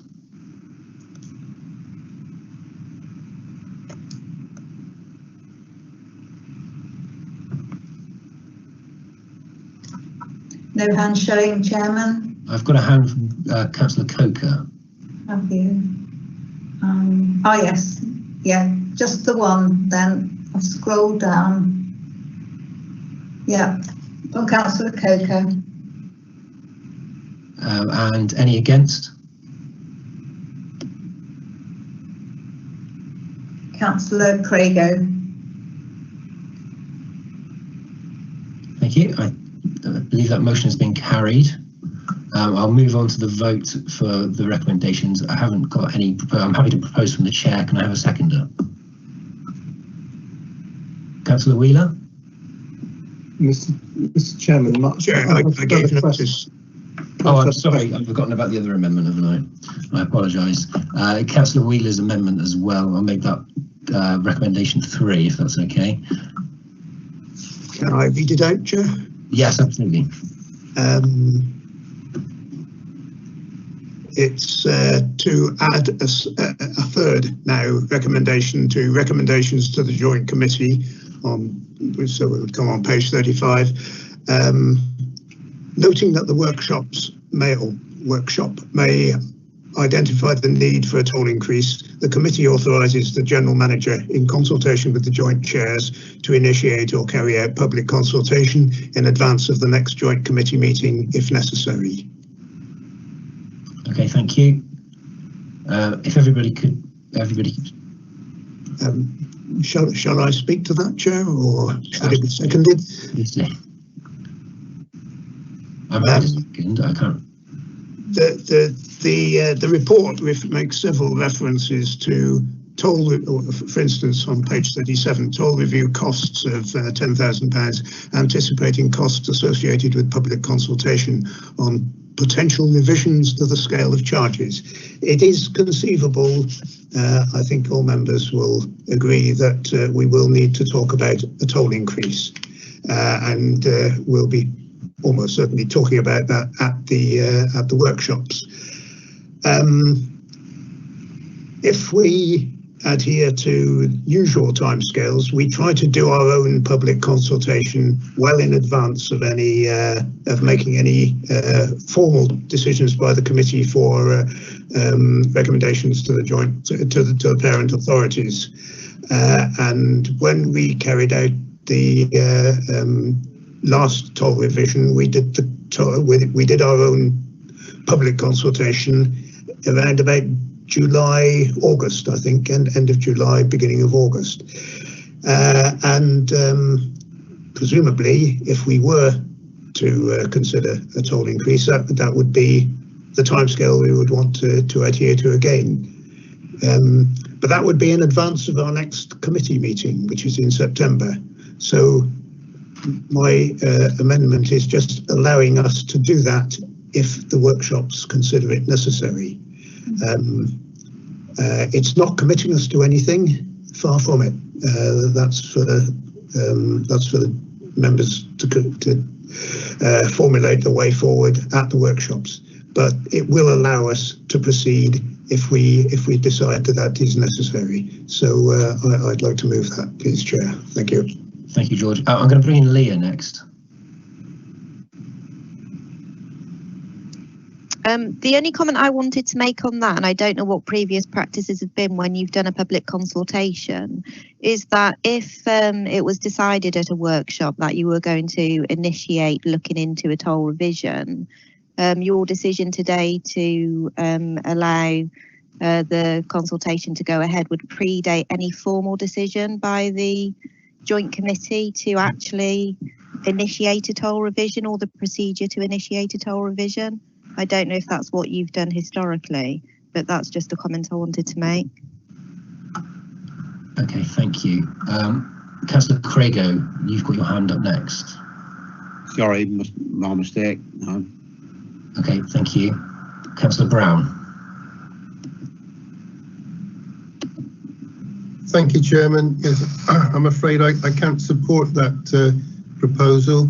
I think, given the fact that we're in consultation now with the Minister about two issues. One is Highways England's financially supporting the bridge, and also the fact that she's seeking to make amendments to the Act so that we can do toll increases on an inflationary basis. I think now is the wrong time to begin to consider another toll increase. We've only just put in a toll increase. We've got the loan from the parent authority of up to 5 million, which will take us forward in the short term.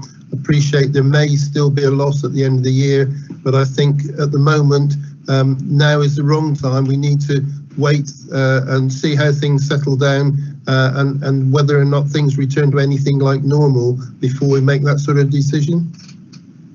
Okay, thank you. And Councillor Coker. Thank you, Chair. I just need to tell everyone I've dropped out 3 times in this conversation so far, so I really have missed quite a lot. So therefore, I don't want to ask everyone to repeat everything that they've said. So I will just kind of excuse myself over any of these votes at the moment. Okay, thank you, Councillor Coker. I'm sorry about that. I hadn't noticed. Councillor Brown, you still have your hand up, and so does Leah. I don't know if Leah wants to come back in. Okay, Councillor Holly.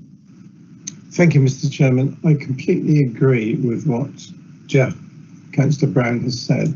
I think it's partly tying our hands now when we don't want to, and it's partly because we will have the opportunity to do this at a future time anyway. So I don't think it's a necessary amendment. No, I can see sort of where you're coming from, George, but I think it's just jumping the gun a bit. And it could of course cause a public backlash, which we don't really want at the moment. Thank you, Councillor Holly. Geraldine Baker. Yeah, sorry. I just wanted to clarify the loan that is being offered by Cornwall Council or agreed with Cornwall Council is a cash flow loan only. It doesn't impact on the income and revenue statement. It just means they physically have enough cash in their bank account to continue to operate and pay their bills. The important part to focus on really is the actual income and expenditure and the deficit reserve that we are predicting at the end of this financial year. That will be a real cost to the joint authorities at the end of the financial year if we do not identify or find a solution within this financial year. Thank you. And Andrew Vance. Yeah, just to reinforce the point Geraldine's making, it's my understanding that joint authorities are not offering any kind of loan other than cash flow support. So they are not offering to support the undertaking in terms of a deficit support or any other kind of support other than cash flow. My understanding is the joint authorities are expecting the organisation itself to resolve its deficit position as soon as is practical. The other point was on RPI, in that RPI, even with a level of backdating to our last total increase in November, will not resolve the deficit position. And in fact, it could be argued that an early agreement on RPI may also tie the committee's hands in terms of the options it has, because it embeds that deficit. Thank you, Andrew. Councillor Davis. Only that I think something as important as a possible toll increase really needs to be clear and open, transparent, out in the public, the reasons why those things are taking place.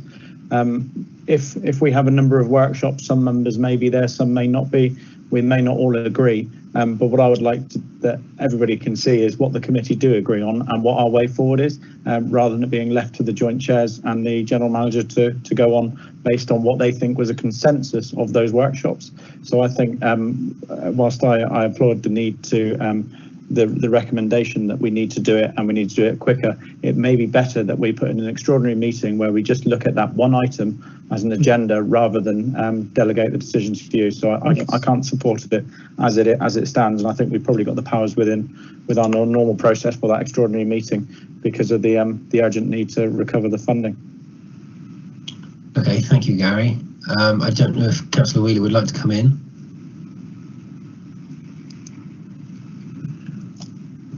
Thanks, Chair. Yes, I realise the drawbacks to the proposal I put. Councillor Davis makes the point that we could have an extra meeting. That's probably a more transparent way of dealing with the issue, and I think perhaps that would be a better way of dealing with it. So in that case, I don't think my proposal was seconded, so I think I prefer to withdraw it in favour of the other points that have been made. I think we will need an extra meeting, but that's for the future to show. So okay. I'll withdraw that. Thanks, Chair. Thank you, George. Councillor Davis. Sorry, I hadn't put it down. No problem. Councillor Holly. If we finish with that issue, Mr. Chairman, I have another minor technical issue. Can I raise it? Yep, sure. Julia, you know that I always think the reports are great, and I really struggle to find something to argue with them. I do think that your executive summary misses a trick right at the start in case anyone should read this, particularly in the government, which is that we should have made really clear as 1.1 that the committee has agreed that we need a 2 million reserve for this reason and this reason and this reason right at the top, and everything else follows from that. Is there any way, yes. I don't know if you agree, if so, is there any way we can sort of make that really clear in the minutes with a preamble? Thank you. I don't see any reason why we couldn't make that point in the minutes. No. Happy to make sure those go into the minutes. So I think that amendment has fallen. Unless anybody else wants to make a comment, I'll go to the vote on the recommendations with the previous amendment that was already on there. So I'll go all hands. Please vote for all in favour. Please raise your hand.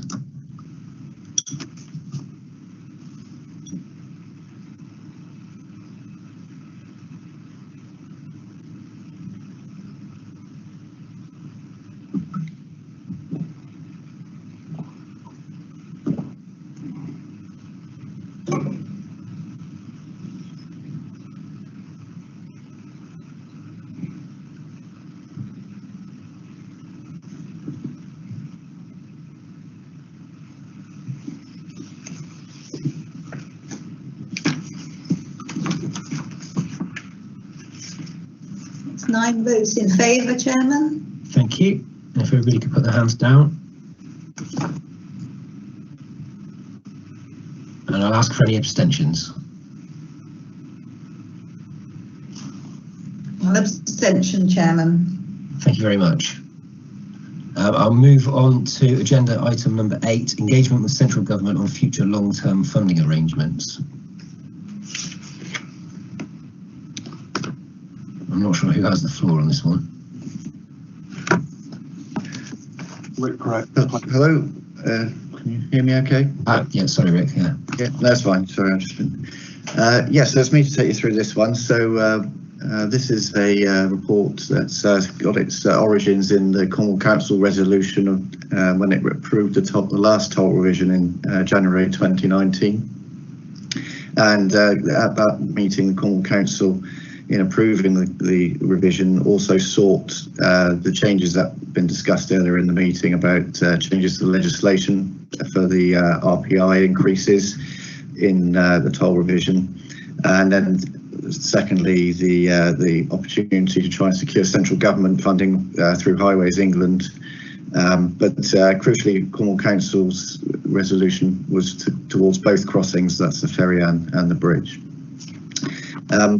It's probably worth noting up front, and I think I've made the point in the exact summary that, and as we've discussed earlier, neither of these issues are to address the sort of short-term immediate impacts of the COVID loss of income, but these are sort of the longer-term issues.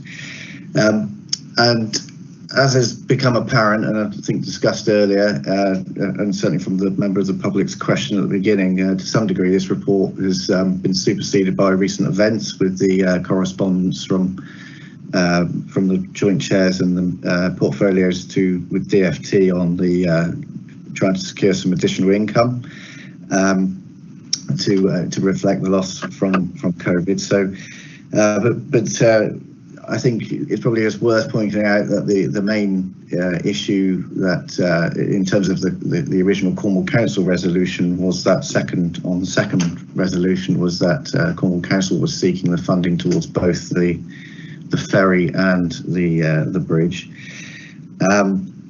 I think in sections 2.5 to 2.12, which I think is on page 55, 54.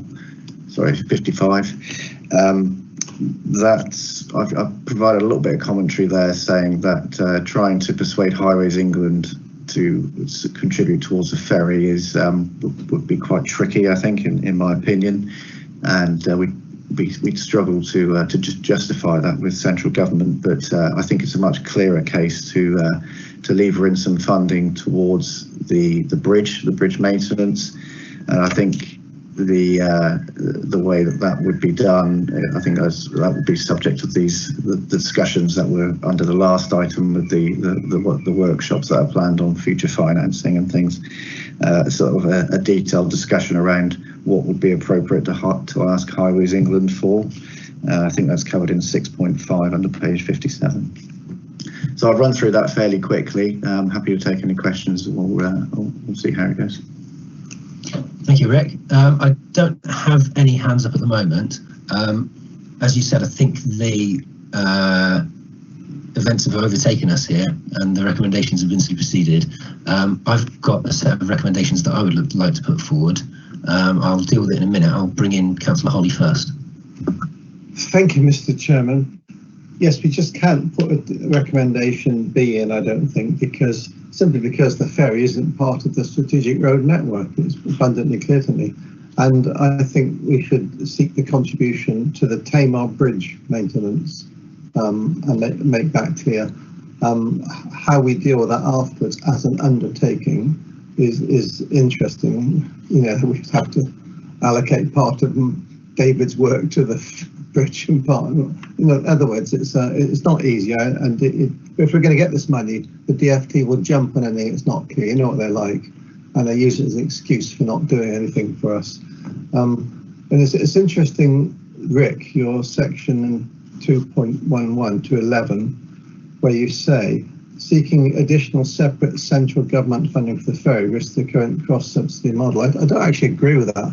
I think we can make a really good case because of the numbers of people, the 189,000 or whatever it is that normally use the ferry each year. We can make a really good case that it is an absolutely critical road network in this country, serving an important area of southeast Cornwall and people from Plymouth as well. And it sends an awful lot of people across for the dockyard. You know, there's all sorts of good reasons we can make why the ferry needs special attention anyway, because it's so important to the life of the area and the life of Plymouth as well. So I don't quite agree with you on that, Rick. I think we should seek separate government funding or regional funding or Cornwall Council funding for the ferry, whichever we want to do it in the future. But I think we need to change the recommendations. That's one thing that's pretty clear, I think. And of course, the recommendations, I know you've got your separate ones, don't, as they stand, include any sub we're going for with the government to cover our reserve position. No, they don't. I agree with everything you said, Derek. I think there is an argument to be said that the ferries are strategic. It's a separate issue, and I think that we're in a position at the moment financially where we have to try and make it as clear as we can to Highways England as to what we want and make it as easy as possible that they will agree with us. And I don't think bringing the ferry forward at this time is going to make that any easier. The recommendations we have on the table, I don't think are good enough at all, because obviously they've been superseded. If it's okay with everybody else, I'd like to bring forward my recommendation just so that everybody can see it, because some of the things that Councillor Holly has said, I've actually changed in the recommendation. So I have already given this to the Democratic officers, but I'll just share my screen because it's quite complicated and I don't want to just read it out. So this is the recommendation that I would like to put forward, and it's 1, the Joint Committee notes the correspondence between the Cabinet Members of Transport, the Joint Chairs and the Minister for Aviation, Maritime and Security. 2, the Joint Committee regrets the lack of support from central government to assist with the loss of income directly attributable to the lockdown and tolling suspension.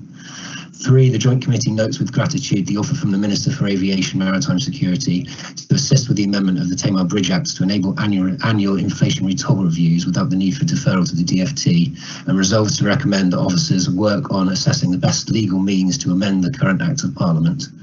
And 4, the Joint Committee notes with gratitude the offer from the Minister for Aviation, Maritime and Security to initiate discussion with Highways England regarding contributions toward maintenance of the Tamar Bridge, and resolves to recommend that officers are instructed to work up a detailed plan for the annual maintenance cost of providing the A38 strategic road across the bridge.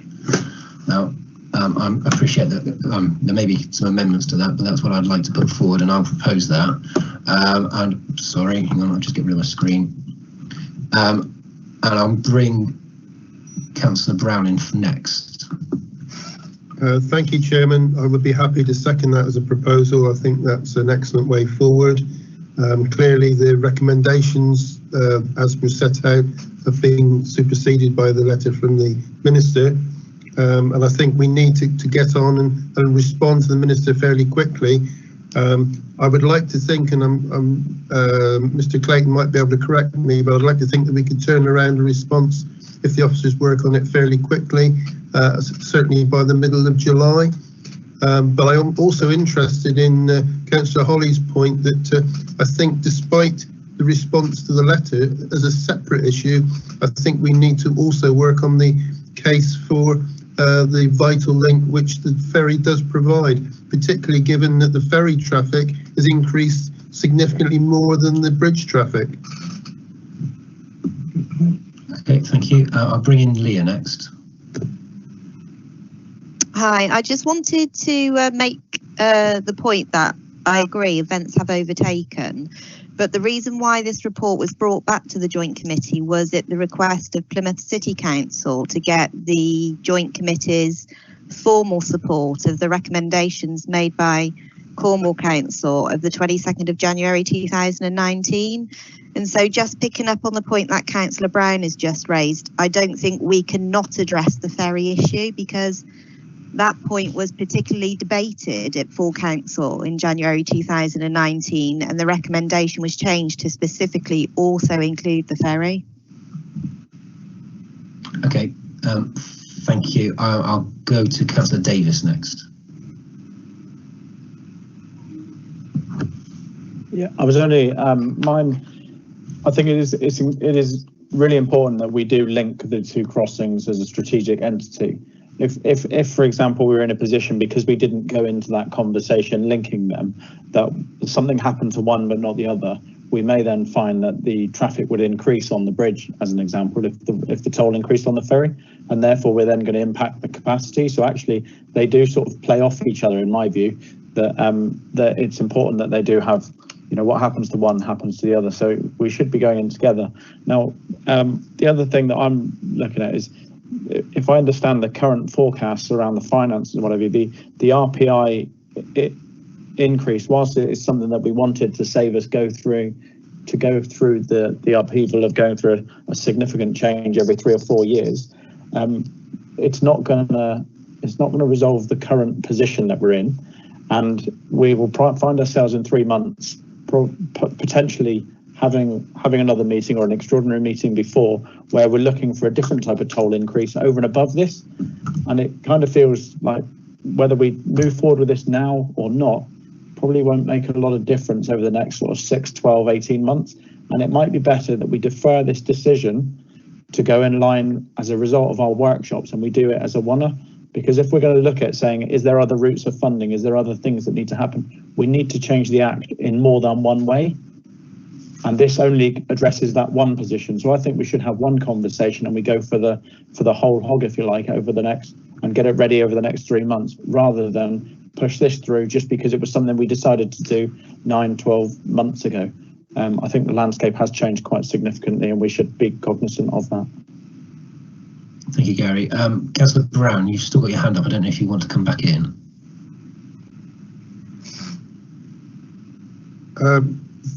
Thank you, Chair. I'm just putting in the chat box a suggestion for perhaps an addition to your amendment, which is 5, that officers are asked to draft the case for supporting the ferry crossing as a strategic link to South East Cornwall.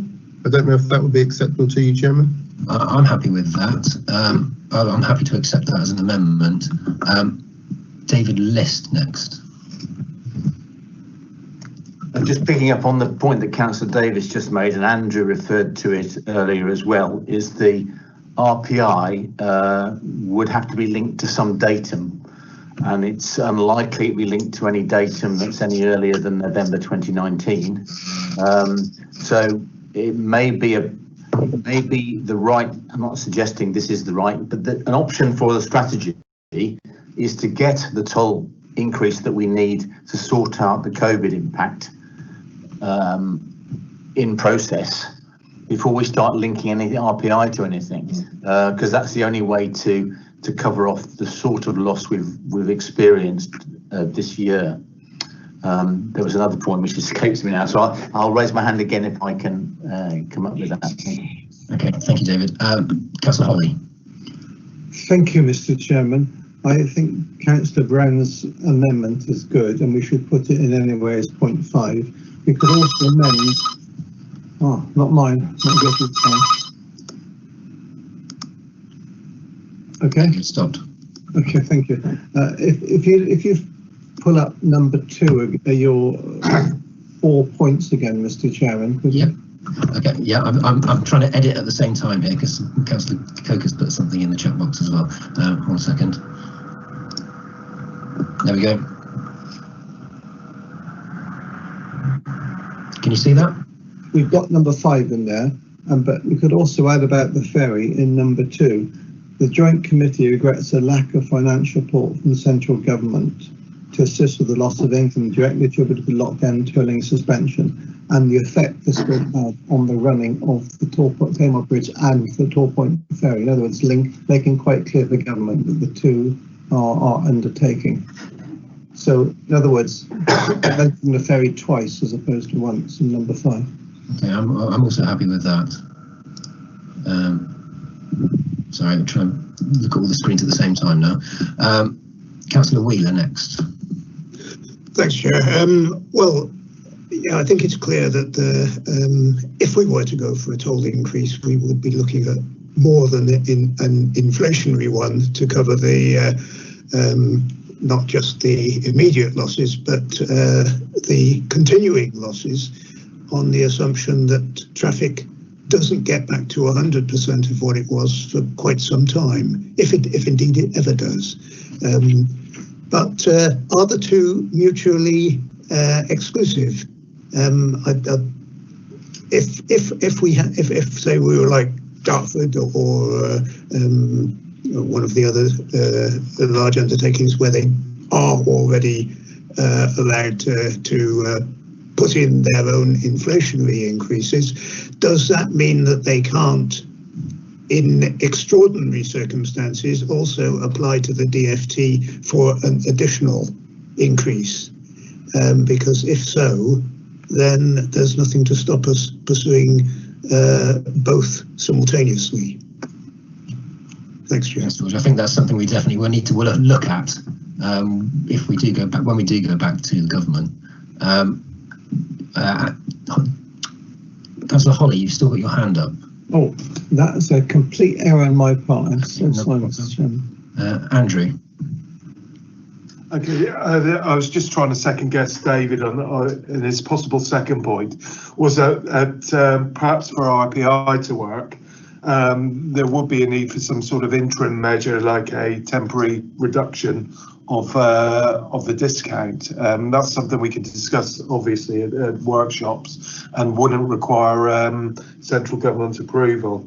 On the second point that Councillor Wheeler raised on traffic, we've assumed that gradually traffic will increase through this financial year, but that because of changes in behaviour and the economic circumstances over the medium term, from say April next year, we will only be achieving about 95% of previous volumes. So Councillor Wheeler is quite correct. That does have a longer term impact on the on our finances. And the final point was really about Dartford and some of the other organisations that have an RPI increase. And it may be a case of considering legislation against what the Minister has talked about, there being a vehicle for RPI. Because in the more detailed legislation, there are extraordinary mechanisms, indeed, to increase tolls beyond RPI. A smaller vehicle, an attachment to another bill, it is unlikely to have that kind of complexity in provision, I would guess. Thank you. Thank you, Andrew. I'll bring in Leah next. Apologies, my concerns have been addressed by Councillor Brown. Okay, thank you. David. Thank you, Chair. Andrew's covered off, did second guess one of my points, but the third guess is the peer challenge did bring up some issues around the Tamar Bridge Acts beyond just the RPI, including the employer status, delegation, operating arrangements, and we're only part way through that review. So I am concerned that you drive ahead with this seeking the RPI by a change to the Acts when we're also looking at some other issues within the Tamar Bridge Acts, and it would be better to go at this in one go rather than get the RPI, unless it could be implemented, as Andrew's touched on, as a sort of sub-issue, if you like, and almost across the board arrangement that's sort of superimposed over the existing Act. But if we're going for a revision of the full Act, I do think we should try to incorporate any other changes we want, because this is a once in a multi-decade exercise usually. Thank you. Okay, thank you. So I've got Gary asking me to share my screen again. Can I bring in Councillor Coker? Oh no, yeah, Councillor Coker, and I'll share my screen at the same time. Yeah, thanks, Chair. It was just I fully support the recommendations that you've put on screen. The reason that Plymouth asked for this to come back to the joint committee was because we'd already put through our recommendations at full council, and then Cornwall added their full council added these additional recommendations. So what we wanted was to make sure that we've got a system where both councils can make recommendations and additional things, but actually it comes back to the whole of the committee so that we all know what each other's authority is saying. Because when we did the part of the peer review, this was an issue that was brought up about the way the two councils communicate via the committee. So on our part, this was making sure that the committee on both sides are actually in tune and speaking with the same voice as both parent authorities. So that's why we asked for this to come back. But I do fully support your recommendations, Chair. Thank you. Thank you. I can't unfortunately share my screen and share the meeting at the same time, so I'm going to have to take it off. Councillor Holly. Yeah, thank you, Mr. Chairman. I'm not quite sure what David and Andrew are saying. Are you saying that we should ditch recommendation 3 of SANS, which is to refer to the RPI business at the moment? Is that what you're saying? Well, what I'm suggesting is if we're going, it depends on the mechanism. If we're going for a change to the Tamar Bridge Acts, we should try to cover off everything we want changed in one hit, not just the RPI. So there may be other things we want changed, like the employer status or the delegation arrangements. Yeah, thank you. In that case, we need to rephrase that, Sam. Yeah, I'm happy to say in the past or something like that. To be honest, the RPI increase at the moment would help us anyway, because I believe inflation is at around 0. So we wouldn't have an inflationary increase. You know, there would be no increase. Negative, Mr. Chairman, might lose. Well, I don't think it's quite gone there yet, but yeah, at the moment, I would be happy to wait with that one. Councillor Davis? I was only going to say that as far as I could see, there was no timescale on any of your recommendations. So the recommendation I tend to agree with, and if we're able to say that we will continue to review and it won't be before a certain period or something. I don't know, something around timescales while we consider all the changes to the app. Okay, thank you, Andrew. Just a very quick point that we want to raise tolls or the car cash toll in increments of 10 pence. Therefore, at the moment, we need the indexation of at least 5% to be able to do that. So we are talking at least a couple of years hence with pre-COVID inflation, post-COVID, maybe 3 years after we receive the power to do so. So the Act of Parliament will obviously have to wheel its way through some months of statutory process. Yeah, thank you. Gary, you still have your hand up. Yeah, I'll bring in Councillor Holly. So are you prepared to take away recommendation 3, Mr. Chairman?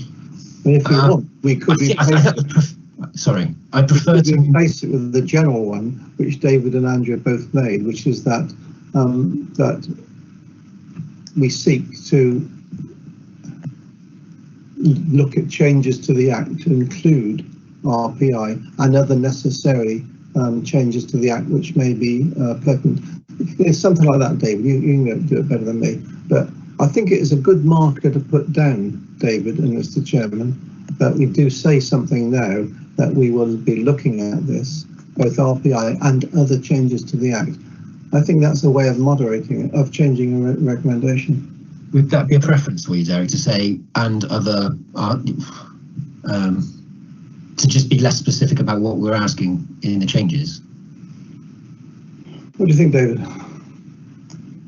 I'll share my screen again. I think it's been recorded that the parent authorities support a review of the Tamar Bridge Acts. Oh, good. The RPI. So, but I'm just looking, thank you for putting the wording back up again, Sam.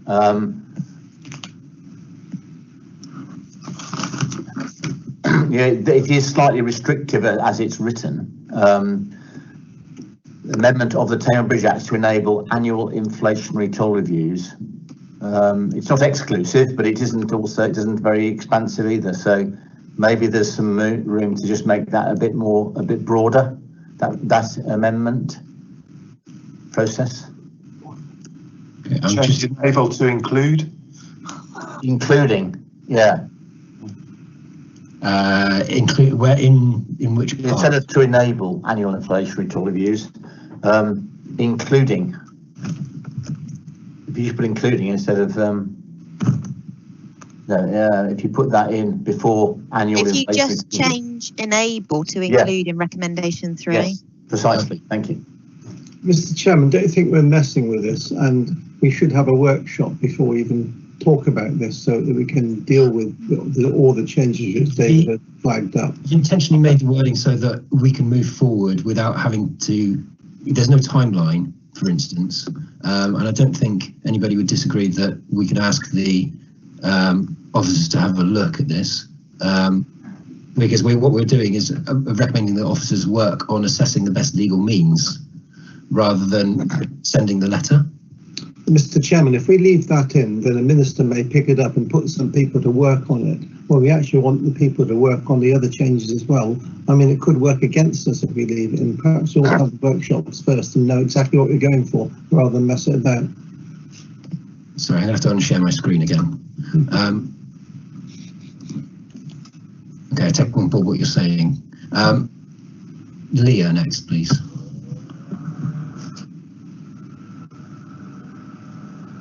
Just because recommendations have already been made by full council, which specifically included the RPI point, I think it needs to be in the recommendation. So I prefer the drafting as it stands now. Okay, thank you. Councillor Brown. Yes, thank you, Chairman. I appreciate everything that's been said, and I think we should look at other options around the Act as well as RPI. But I'm conscious that I'm looking at the letter from the Minister, which is very clear that it focuses on annual toll inflations and also funding from Highways England. And I do think we're pushing in an open door at the moment. We need to respond relatively quickly to that. And I'm happy to support the latest draft of your proposal. I'm kind of editing it on the hop here, aren't I? Thank you. You've still got your hand up, Jeff, and so has Leah. I'll go to Councillor Davis next. I tend to agree with what Councillor Brown, I remember the name this time, has just mentioned, that we probably do need to go in and reply back, but we probably need to leave it open such that we're going to go back on that, and then we will come back with further changes. So we need to sort of think about those changes. And I think Derek's right in terms of us having a workshop to review as well. So perhaps we make as part of the recommendation that we will have a paper to return back to this committee in due course with a number of changes recommended, which we've then gone through at working party level. I get uneasy when you agree with me, Guy. I think the point is that I'm happy to take that on board. I'm just aware that we do need to reply to this letter fairly quickly, and I would prefer to have something to be able to say to them about the RPI inflation increases. I'm happy with what I've got at the moment. Does anybody want to make any alterations? I'll share it again. Yeah. I need 3 screens.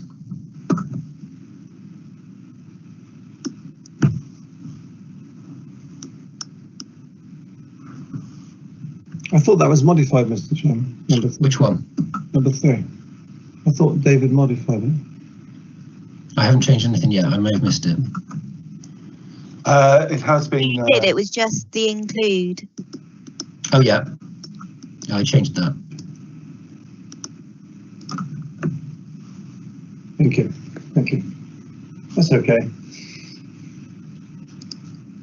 So I'm happy to move forward on that basis. Before I go to any vote, because I've got I've proposed and Councillor Brown has seconded. Are there any further comments? Okay, well, we'll move on to the vote then. So all in favour of the recommendations, raise your hand.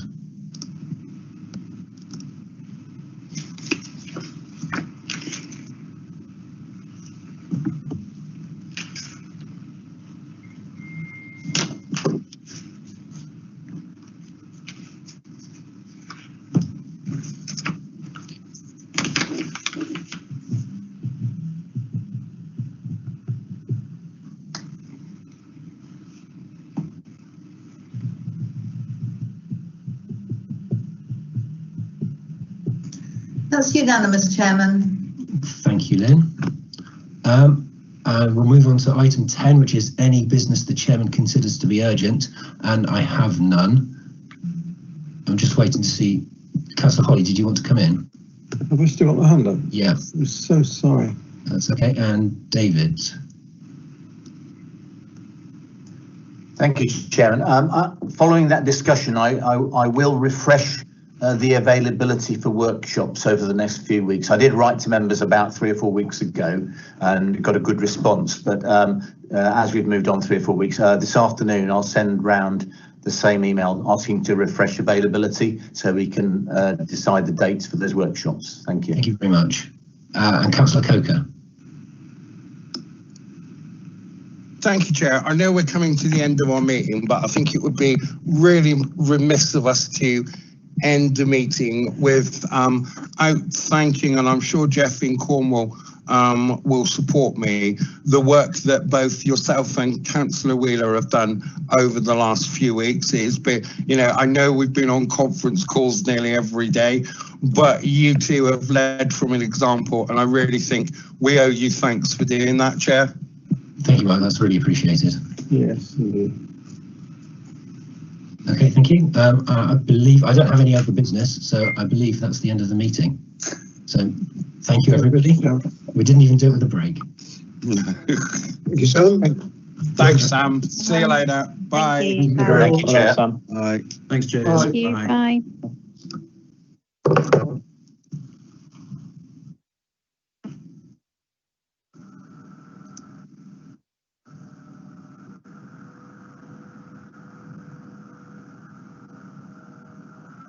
Sarah, are you still there? I am, Councillor Tamlin. I think the live stream's still on though, just for a second. Ethan's just confirming that's going to be switched off. Okay.